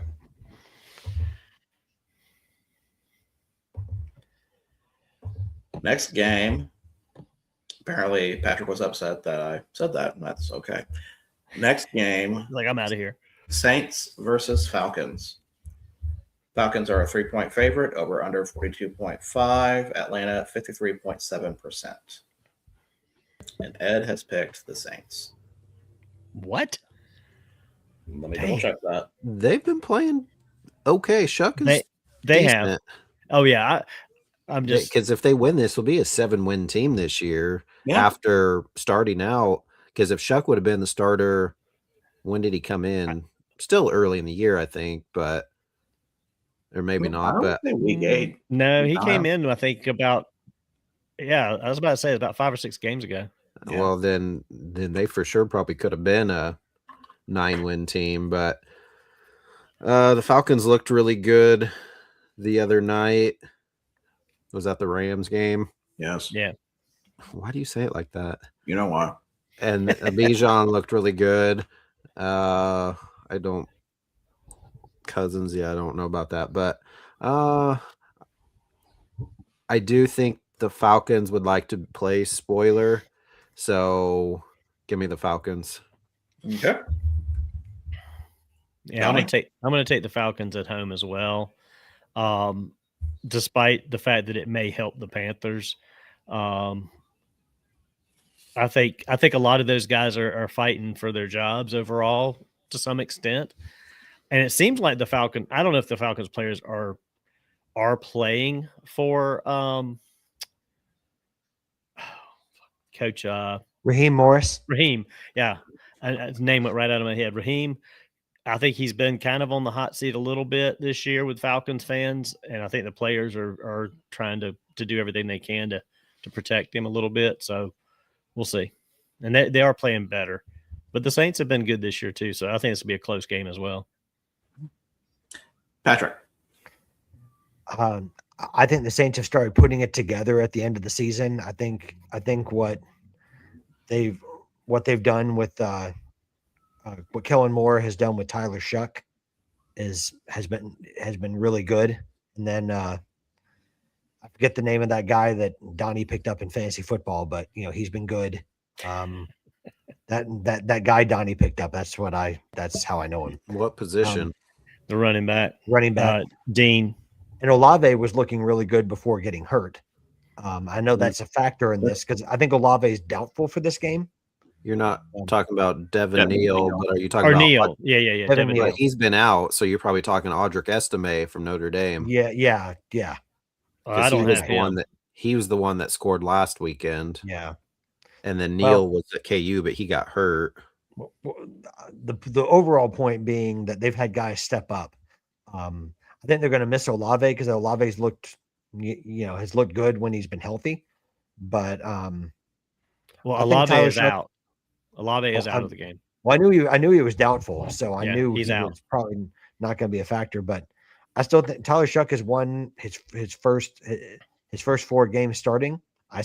And it's a rivalry game against Atlanta. It's always close. I think it's going to be a close game, but I think New Orleans comes into Atlanta and wins. And so Donnie misses the playoffs. Yep. Congratulations to the Bucks. I actually hope the Panthers do make it, for the record, but he's just saying that because you're on here. You what? Well, even if they don't make the playoffs, what the Panthers have done this year is a positive step forward, and I'm fine with that. And they'll sign Bryce to a 12-year extension. No, they're not doing. Well, if you guys still had Kadarius Toney, you'd already be in the playoffs. But is Malachi his brother, like his actual brother? I have no idea. Because people were saying that online. I know sometimes they just say that, but well, I was going to say, and I misspoke. I shouldn't say sign again. I should say you should sign Kadarius Toney. Then you would be in the playoffs. Because there was a play last night where Malachi Toney was offsides, and they're like, "Oh, just like brother." And I don't know if they truly are or not. I was going to say, is there another sibling? Because then they can be Tony. Oh man, should have seen that one coming. I'm going to go with Atlanta. It's ironic how all of you are putting faith in Atlanta, and me being closest to them, I did not. Well, no, it's funny that you say you want the Panthers in the playoff, and you basically, with the scenario with your picks, that they're not going to make the playoffs. And he's only saying that because Donnie's on here. He doesn't care otherwise. He's more of a Ed Baker fan. Yeah. No, I'm not. I'm a fan of Baker as long as he's on my fantasy team. That's about it. Because I think Virgil has already informed Matthew Stafford to not play this week. So, what little chance I had of making my 5th place game competitive is quickly gone out the window. Because Josh Jacobs ain't going to play. So, nor should he for his own long-term health. Right. Good point, Donnie. Very good point. Next game, Browns versus Bengals. Bengals are a 7.5-point favorite, over under 44.5. Bengals 79.8%, and Ed going with his Browns. Shocker. Going down with the ship. No, this is between Cleveland, not Wichita State. They're not in play. Is Bailey Zappi starting? That's a very good question. I thought he was. Or are they going to let Shador? Or is Shador going to play that last game? No, Shador. I think he was moved from the practice squad, but I don't know that he was listed as starter. I think he was listed as a backup to be the backup. Yeah. Dylan Gabriel had shoulder issues. I know that. Yeah, they just activated him from the practice squad. I'm sure that Shador will be the starter. Yeah, I think Shador is starting. Well, I hope for Virgil's sake that Bailey Zappi starts. Give me the Bengals. Okay, Patrick. I hope Joe Burrow is doing okay. But I think that win last week really boosted some of the players' spirits. So give me Cincinnati. Eric. Cincinnati and Joe, it ends this weekend, and it's just a couple of no names that are in the championship, so we don't really care anymore. Dang. Wow. Tell us Wow. how you really feel. Hope Tom isn't on here. Yeah, better hope Tom Thrash isn't on here. I mean, the other guy, I don't know who he is. He ain't going to show up. Cincinnati for me. I was gonna say I thought the other guy only played Virgil every week. No. Who, Justin? Oh, sorry. Or was it you that played him 4 weeks in a row? I played McCutcheon 4 weeks in a row. That's what it was. But Donnie, was it you that played Kish, Kish, like 4 yeah. weeks in a row? Oh, well, I played Kish and then Tom and then Kish and then Kish again and then Tom again. All right. Next game, Packers versus Vikings.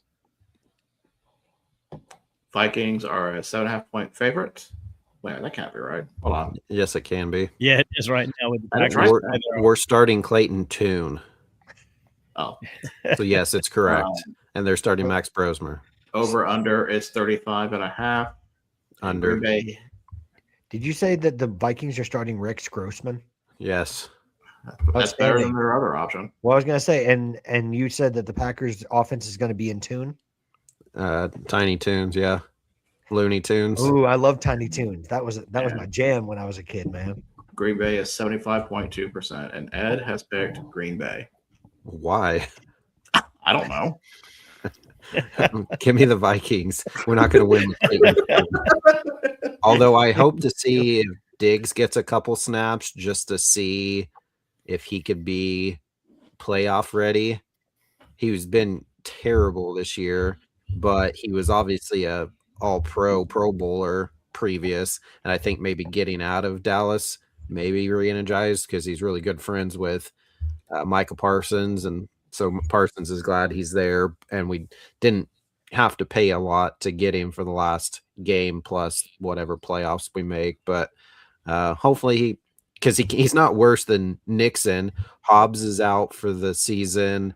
Haddon's out. Like, we needed a defender because I think we have Valentine and Nixon, and he's not worse, even though he was like the statistical worst corner. Diggs isn't worse than either one of those guys. So I'd be curious to see if he does get to play a couple snaps or not. But yeah, with Clayton Tune and the rest of our 17 string in there, I think the Vikings will win this. Because Love cleared concussion protocol. And if we would have won last week with Chicago losing last week and the potential for them to lose this week against the Lions, we could have still possibly won the NFC North. But because we lost that game,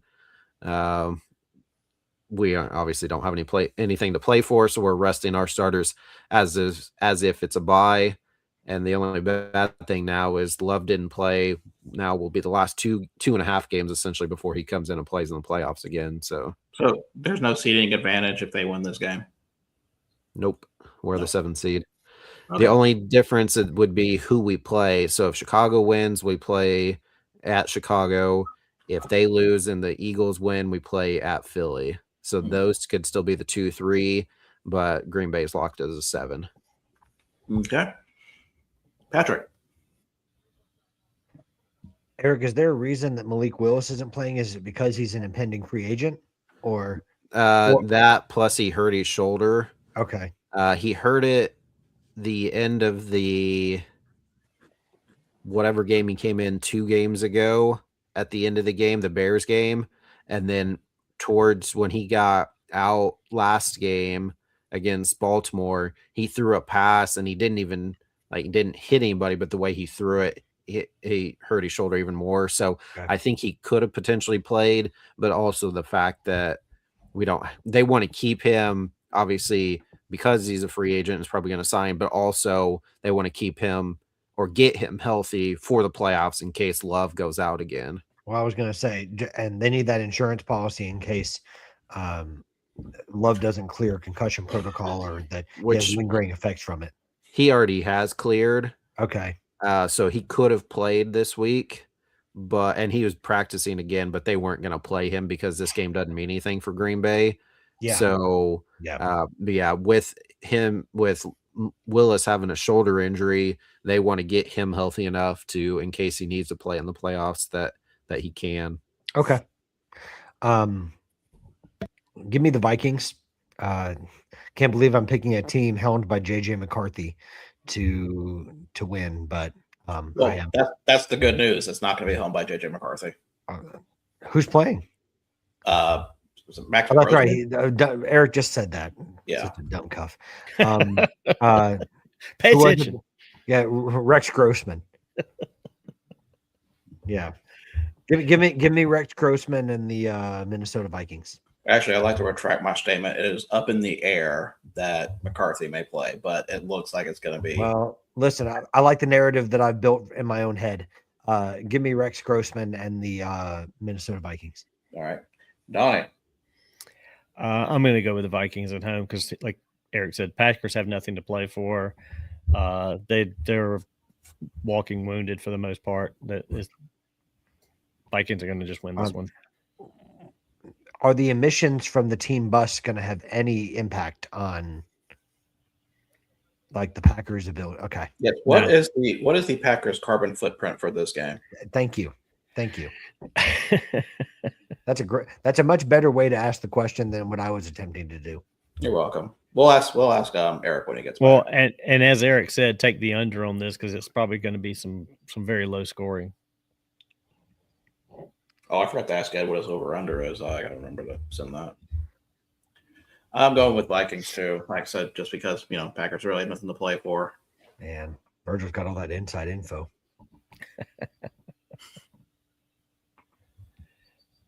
Okay, next game is Cowboys versus Giants. Cowboys are a 3.5-point favorite, over under 49.5. Giants at 51.7%. And Ed has picked Dallas. I'll take the Cowboys. Yeah. Okay. I'm going to take Dallas as well. I feel like George Pickens is playing for a contract, so despite everything that he's been through, I can see him having a good game. And Dak, if anything, just for pride. So yeah, give me Dallas. You know what? I'm gonna go with the Giants. Is it because you have fantasy football players? No, not even that. It's just Don't you have Tracy? And is it you that has Singletary, Donnie? I do. And he's done horrible the last 2 weeks. He'll probably do horrible here, but the Cowboys have a horrible defense. So horrible last 2 weeks. He scored like 2 touchdowns last week. He hasn't scored me any points really. Terrible. Not enough. Sorry, I forgot. I got to be Eric when he's not here. Terrible. Eric is here. Let me pull him back up. Eric, we have 2 questions for you. First off, Cowboys or Giants? Cowboys. Second question, with Green Bay taking the bus over to Minnesota, do you think Green Bay's carbon footprint will cause an issue with this game? Why are we taking a bus and not flying? I don't know. Donnie said a bus. I didn't say that. I said a bus. Patrick said a bus. I didn't know. I didn't know they were going to fly one state over. Yeah, here. Listen, I don't travel like Donnie does. I'm used to a bus. Is this a 1:00 game? Okay. No, it's a noon game. Well, see, there you go. It's not going to be affected then. Oh, you had to wait until I had some soda. Man, it's 4 hours, 20 minutes away. This isn't minor league baseball. They're not busing that. They're flying. Wait, Jerome Bettis is going to take them? Yes. Go Irish. Next game, Titans versus Jaguars. Jaguars are a 13.5-point favorite, over under 47.5. Jacksonville at 77.5%. Now I need to check something. Donnie, I need the inside info. Is Trevor Lawrence gonna be playing this week? He should be. I don't think they're sitting anybody that I'm aware of. I'm under the impression if they lose this game and Houston wins, Houston. Yeah, I think they need to keep winning. They said they could go from a 1 or 2 seed all the way down to a 7 if they don't win. So yeah, I would assume they'd play everybody. Yeah. Oh. I mean, if there's one person that knows about the Florida Fighting Donnies, it's their namesake. Give me Jacksonville. Okay. I'll take Jacksonville. Shocker. Patrick. I would like to select the Florida Fighting Donnies, please. Okay.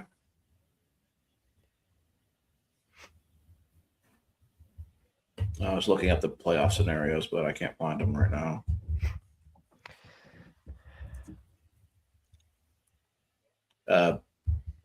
Jaguars for me. Next game, the other AFC South game, Colts versus Texans. Texans are a 10.5 point favorite, over under 38.5. Texans at 69.1%. Texans. Listen, I'm going to be in solidarity with Eric this week. I ain't even picking my own team. Give me the Texans. And Texans for me. Although shout out to Riley Leonard getting his first start. Go Irish. Yeah, I'll be looking forward to seeing how he does. Hopefully he can throw a touchdown. He looked good when he replaced Daniel Jones. He can run. He ran a lot for Notre Dame. Yeah. Had a lot of rushing touchdowns. And even passing the ball, he looked okay. I mean, he's not the greatest. I mean, but he's no Phillip Rivers, but listen, Phillip Rivers is like the Heath Slater of the NFL. He's got kids. He got 3 weeks of fantasy camp and 5 years of insurance. He is not hurting. Of course, Donnie would support his fellow AARP member. Exactly. I'm all about the old guys. Well, did y'all see the story? And Rich. Did you see the story? I didn't realize this till earlier today, that his senior year at NC State, Kurt Signetti was his position coach. I believe that. I was like, yeah. Whoa. And Signetti was also at Alabama. He was the recruiting. He was one of Nick Saban's first hires when he went to Alabama. Yeah, he was recruiting coordinator, I believe. Yep. That was a good catch. That was a great catch. Hustle up offense. Yeah, it's just good. No huddle offense. It's called Charlie Weiss Jr. since Lane isn't there. Ross Stripling caught that. Ross Stripling, former Blue Jay Ross Stripling? Yeah, it says Stribling caught it. Stribling. You mean Oklahoma State? Former wide receiver, Deshaun Stribling? Go Pokes. Was he? Yeah, he was there before the bottom dropped out. Who's by the way, all I'm going to say is I can't wait for Saturday. Who's Mestamaker going to throw to? I don't know. I'm sure when Signetti picks him up, we'll find out later. Next game, Jets versus. Oh, no, he'll be tossing the ball to Cooper. He's going to be hanging with Mr. Cooper. Hanging with Mr. Cooper. Jets versus Bills. Bills are a 6.5 point favorite, over under 37.5. Bills at 90%. Does anyone want to make a case for the Jets? Donnie could be Buffalo's quarterback and the Bills would still win. My case is right. Only does Buffalo have anything to play for seeding wise? Well, let me see if they do.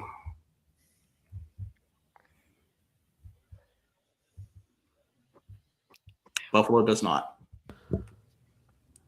So they're locked into whatever seed.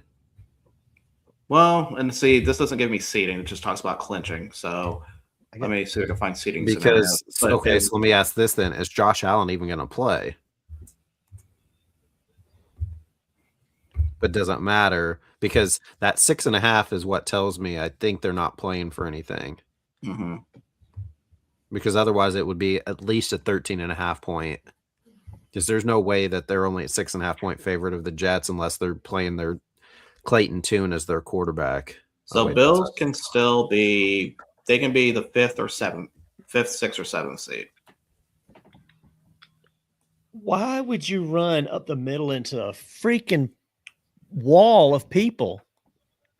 And that's why Joe Judge is an assistant in college and not an NFL head coach anymore. But regardless, no, nobody's making a case for the Jets, Bills, all around. Okay. The fact that no one is speaking up, I am assuming you all agree with them. Bills, yeah. Bills. Next game, Lions versus Bears. Oh my. Bears. Chicago's are a 3-point favorite, over under 50.5. Detroit is 54.1% in the predictor. Really? Ed has picked the Lions. He is probably thinking that the Bears have nothing to play for. Which the best they can still be a 2 seed, but the worst they can do is a 3 seed. So do we think Caleb Williams sits? No. Mm-mm. I think they're going to try to win this to be the 2 seed, but then also Ben Johnson wants to get back at Dan Campbell. So I think they're going to play pretty decent, do a lot of dumb trick plays and stuff. So give me Chicago. Okay. Patrick. Yeah, I'm going to go. I think that that Chicago's running game is going to get back on track with Swittem and Ongai. So give me the Bears. Okay. Donnie. The Bears. Don't say that. Don't say that. Bears for me. Next game, Chargers versus Broncos. Broncos are a 12.5-point favorite, over under 37.5. Denver at 68.6%. And Ed has picked the. Hold on, this can't be right. Is he high?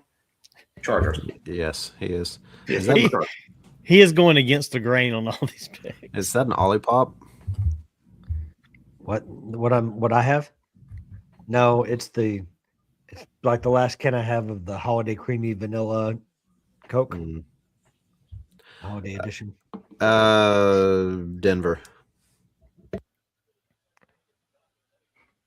Yeah, there's no really movement of seeds for them. They can finish as 5, 6, or 7, but most likely the 6. You talk about Denver? Or No, Chargers. Oh, okay, I was going to say, I said Denver. I thought they were a chance to be the top. I was going to say Denver still has something to play for as far as seeding, right? Yes. But Denver is what, Virgil? They are frauds. Thank you.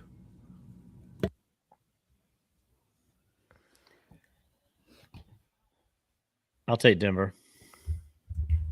He ran right into his own guy. Yeah, the whole right side was wide open. All he had to do is like stutter out to the right, and he probably could have got 6 yards off of that play. Donnie for sure could have gained 7 on that play. Faster than some of these guys. Yeah. No, you're not. I don't Patrick. think you're Those fast. linemen, maybe. These linemen run 4.740s. They would smoke you in a race. Mm-hmm. They would lap you in a race. I'm sneaky fast. That's what they say about I us can white guys. guarantee you're not. Buying a hat maybe, but not running. You're so sneaky fast, you forgot to mute your mic when you got up. That's why I thought I was going to be already in there before I said it.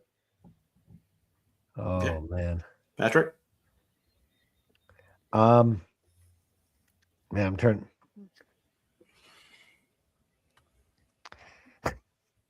Make fun of me. Which game are we doing again? Chargers versus Broncos. Okay, Broncos. I deserve to be made fun of for that. Oh, we almost tripped. I thought he tweaked something for a minute. Yeah. Oh, yeah, his lineman. Yeah. took it. I'm going to pick Broncos also. Do they practice that? What, tripping over each other? I would assume so, not. I mean, because anytime I've ever seen it, they always kind of hop 1 foot back and still typically get a pretty clean handoff when they get stepped on. Well, I'm trying to think. There was I forgot which game it was, one of the bowl games, where the 2 offensive linemen, one accidentally stepped on the other one and ended up falling and breaking loose or getting the sack that caused the fumble. Forgot which game that was, but yeah, that's it. These things happen. Next game. Yeah, Lynn, those bums they're out. No need to say that. Is that a penalty? They called that on the defense. I know. I said, but The guy, That the receiver was like had his hands all in the face mask of the defender, and Holding they called him. PI on it. The defender was holding him. I don't think so. Next game, Chiefs versus Raiders. Chiefs are a 5.5 point favorite over under 36.5. Chiefs at 60.3%. And before anybody asks, neither of these teams have anything to play for. So I knew you were going to ask that question. The Raiders don't have a chance to play for the 1 seed. Do they already have it locked? No. They have a chance for the 7 seed. Yeah. I feel like the loser in this game is are the fans that have to watch it. Yeah, you should say that out loud. Hey, Mrs. Influencer. Well, I mean, would she disagree? I said, how bad are you going to feel? The win would be the cheap tickets that you can get to go to the game. Well, it's in Vegas, but yeah. I said, yeah. Oh, that was, why would you do that? I said, how bad are you going to be if you guys lose to the Raiders? But regardless, give me the Chiefs. Okay. Patrick. Chiefs Kingdom. Okay. Donnie. Yeah, Chiefs are going to win this game. Pick again. They don't even try to hide. They don't even have to try hard. You know the rules. You're not allowed to pick the Chiefs. Certainly not picking the Raiders. Okay, fine. I can't make a budge on that. Then Chiefs for me. And also, who's the quarterback for Kansas City at this point with both Minshew and Chris Lodekin? He didn't look bad the other day. He looked fine against Denver. Yeah. I don't think he looked that bad at all. I thought you said Anakin Skywalker, and I was like, what's I don't that? know who that is. Lynn, don't be bringing that stuff in here this time of night. Next game, Cardinals versus Rams. Rams are a 7.5 point favorite over under 46.5. Rams at 78.4%. Ed has picked the Rams. Oh, just a bit short. And Rams have pretty much not a lock at it, but they still have a shot of a 5 seed, but it looks like 6 seed is possible. There's no chance for a 7 seed for them. Yeah, Cardinals don't have anybody to play though. They're just like horrible right now. Michael, you guys beat an overrated Pavia. Why would you kick? Anybody? Especially a 55-yarder. For what? One less Iowa beer for you, Donnie. I'll take it. What? You're up 9? Yep. Why? What? Sorry, Lynn. And you still be up just 2 score. Why would you not just go for it? Yeah. Especially if you're in their territory. Well, guess what? Analytics suck. Go for it. I'm just saying analytics. That's the excuse I use. Give me the Rams. Yeah, don't let me down, Virgil. Rams. Like I did last week. Yeah. Yeah. Patrick. I'm gonna go for those. Despite not helping me fantasy wise, I'm going for those valiant Virgils of the city of Los Angeles. I mean, if they're not helping you in fantasy, that sounds like a personal problem. Rams for me. It means I can't draft a fantasy football team. I know. Next game, I ain't doing any better. Next game, Dolphins versus Patriots. Patriots are a 10.5 point favorite over under 45.5. New England at 80.1%. And they are still in the hunt for a 1 seed. And see, that's why this game being a 10.5 point game, but the Buffalo Jets is only 6.5. Yeah, that doesn't make sense. So Patriots.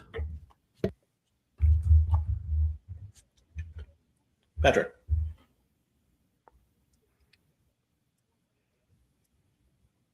Which game? Sorry.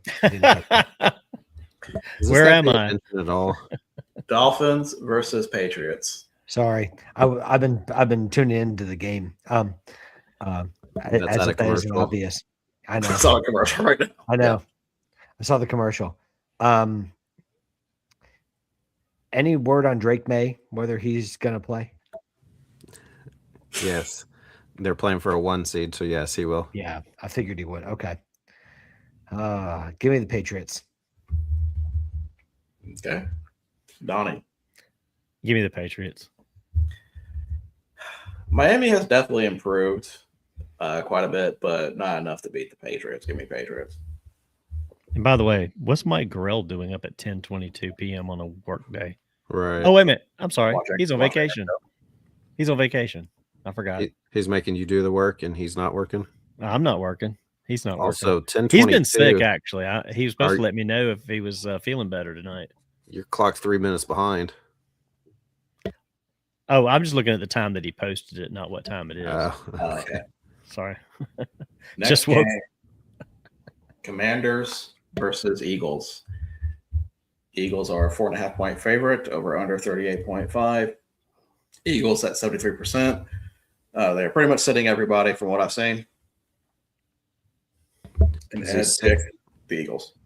Is he sick of being a Steelers and Iowa fan, or? No, he's been dealing with about 10 days of some kind of nasty flu cough thing going on. I don't know what he's got. Don't give it to you. I don't want to be around him. Even when he is healthy? That's just mean. No, he's okay when he's healthy. It doesn't sound like it according to the comments he always puts out here. Exactly. Okay is a relative term. I still think probably the Eagles. Okay. Yeah, I mean the Eagles with their backups probably still win this game. So give me Eagles. Who is the Eagles' backup QB? Carson Wentz. No, I'm just kidding. It might be. It might be. Tanner McKee. Oh no, he's in Minnesota, isn't he? Who? Tanner McKee Who? out of Stanford. Dang. Step up. Time to shine. Okay. Patrick. Which game are we doing? No, I'm kidding.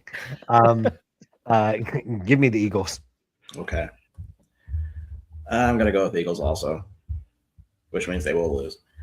And the last game to decide the NFC North, Ravens versus Steelers. What'd you say? AFC North. Okay. Ravens, that's not what I said. Ravens are a 3.5-point favorite, over under 40.5. Baltimore at 57. Stop smiling. I'm pretty sure you said NFC North. No, I did, but He did. I did. Baltimore at 57.4%. Now, before I give you, Y'all called him out, AFC. Before I give you the picks here, who do you think Ed picked for this one? He did not pick the Ravens. He probably did. He picked the Ravens. Oh, really? Get it. Oh. Yeah. Yes. Go, go, go, go. I don't know why Ed picking the Ravens would be a reason to clap. That's kind of weird, but I was going to say, why is this dude cheering? Who, me? No, we know you. But this other homer below you. Because I want Georgia to lose. Is that Tylan Wallace? that is not Tylan Wallace. you were off by a few years. It's not Okay, Rasheed Wallace, right? It could be. It's probably closer to Rashid, yeah. Okay, so Ravens versus Steelers. Or Mike Wallace. The 60 Minutes journalist? No, the former Steelers receiver. Oh. That nice little Eric? That's a deep cut on the Steelers receiver there. Yeah, Mike Wallace. But not the 60 Minutes guy? I thought that'd be up your alley. No, honestly, that I expected that response. I can see Virgil watching 60 Minutes. Bubba Wallace. Bubba Wallace. Lamar's back. There you go. Which kind of that honestly, Hotty, baby. detriment than Let's anything. go. Let's go, hotty toddy. Are they going for a 3-point play here? Listen, Pete Golding is looking like a first time head coach. He He's just got that. told the camera to shh. He's got the Signetti going on. Without the Signetti results, I don't know if Lamar Jackson being back is actually a good thing or not at this point. so he is actually going to play. He's saying he is. Wow. They still have a chance to win the division, don't they? This With is this for the game? division. This is Yeah. for the Yeah, division. So I mean, that's why he would play. This Is trying to win it. This is the AFC version of what's going on in that other conference. Yeah. Just go back to your game. I think the Ravens figured out that they still have Derrick Henry, so they're going to use him a lot. So give me the Ravens. See, that's my concern with Jackson being back. Because he's going to try to run now and, hold on to the ball. Coming back from an injury? I mean, it didn't stop him before. So if you kicked that extra point earlier, now you could have chased 2, right? Yeah. Yeah. So that was way too early to go for 2 Correct. earlier. Yep. Patrick. I think the X factor in this, even with Lamar, if he plays, I still think if you're the Ravens offensive coordinator, how can you not give Derrick Henry the ball? Like 4 touchdowns last week. I mean, if they lose this, it's their own fault. So give me the Ravens. Okay. Donnie. I'm going to go with the Steelers. Like Mike says, Steelers own the Ravens in Pittsburgh. He's a fan. He follows them. Yeah. He didn't know that. He just read the comment. Well, the only thing is that normally that's true, but like, who is Aaron Rodgers going to throw to? Valdez Scantling? I mean, like Austin that's his guy. Yeah, I said true. Austin is out.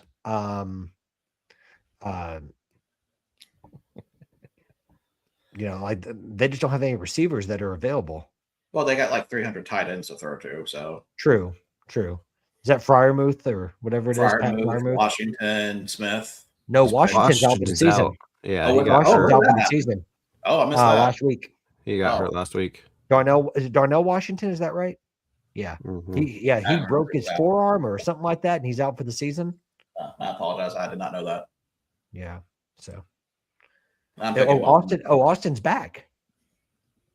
Is that the 316 version or Tavon or Calvin? Calvin? Stephen F. Stephen F. Well played. Stone Cold Steve. So Baltimore for me. Which is that for means, fantasy football or for your picks? That's for my picks because let's be honest, they're going to overthink things and they're not going to give Henry the ball. Probably. But I'm still just going to go with them. Well, what's the guy's name? Is it Todd Grantham? That's the offensive coordinator. Grantham's at UAB. Oh, I'm sorry. Is it a Grantham? Who is the Ravens offensive coordinator? Offensive or defensive? Offensive. Offensive is Todd Monken. Todd Monken. That's what it is. What was Kirby? Was he trying to call a timeout or what's he upset about? No, he's saying somebody was holding on offense, had him by the jersey. Oh, yeah, always. Well, I was going to say, like, he hasn't talked about the 1,500 calls that they always get. It's always about that one that they feel like they get slighted. Yeah. Was he calling timeout or was he clapping? I couldn't tell. He was grabbing at his shirt, saying that somebody was holding on that touchdown play. All right, time for over-unders. So we will go with who got first last week. Oh, that's me. Imagine that. Yeah, imagine that. Humble brag. Give me the over on Arizona SMU.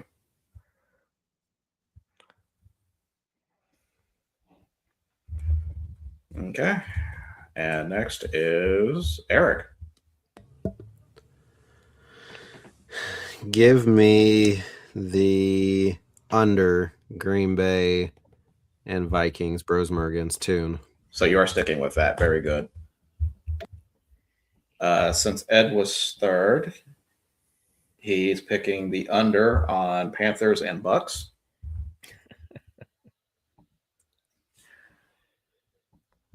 Donnie? I'm going to take the under on Lions Bears. What is that one? That is... I see 50.5. Okay. Patrick? What's the over under on North Central and Wisconsin? 59.5. By the way, I was really hoping you were ready to ask what game are we doing. No.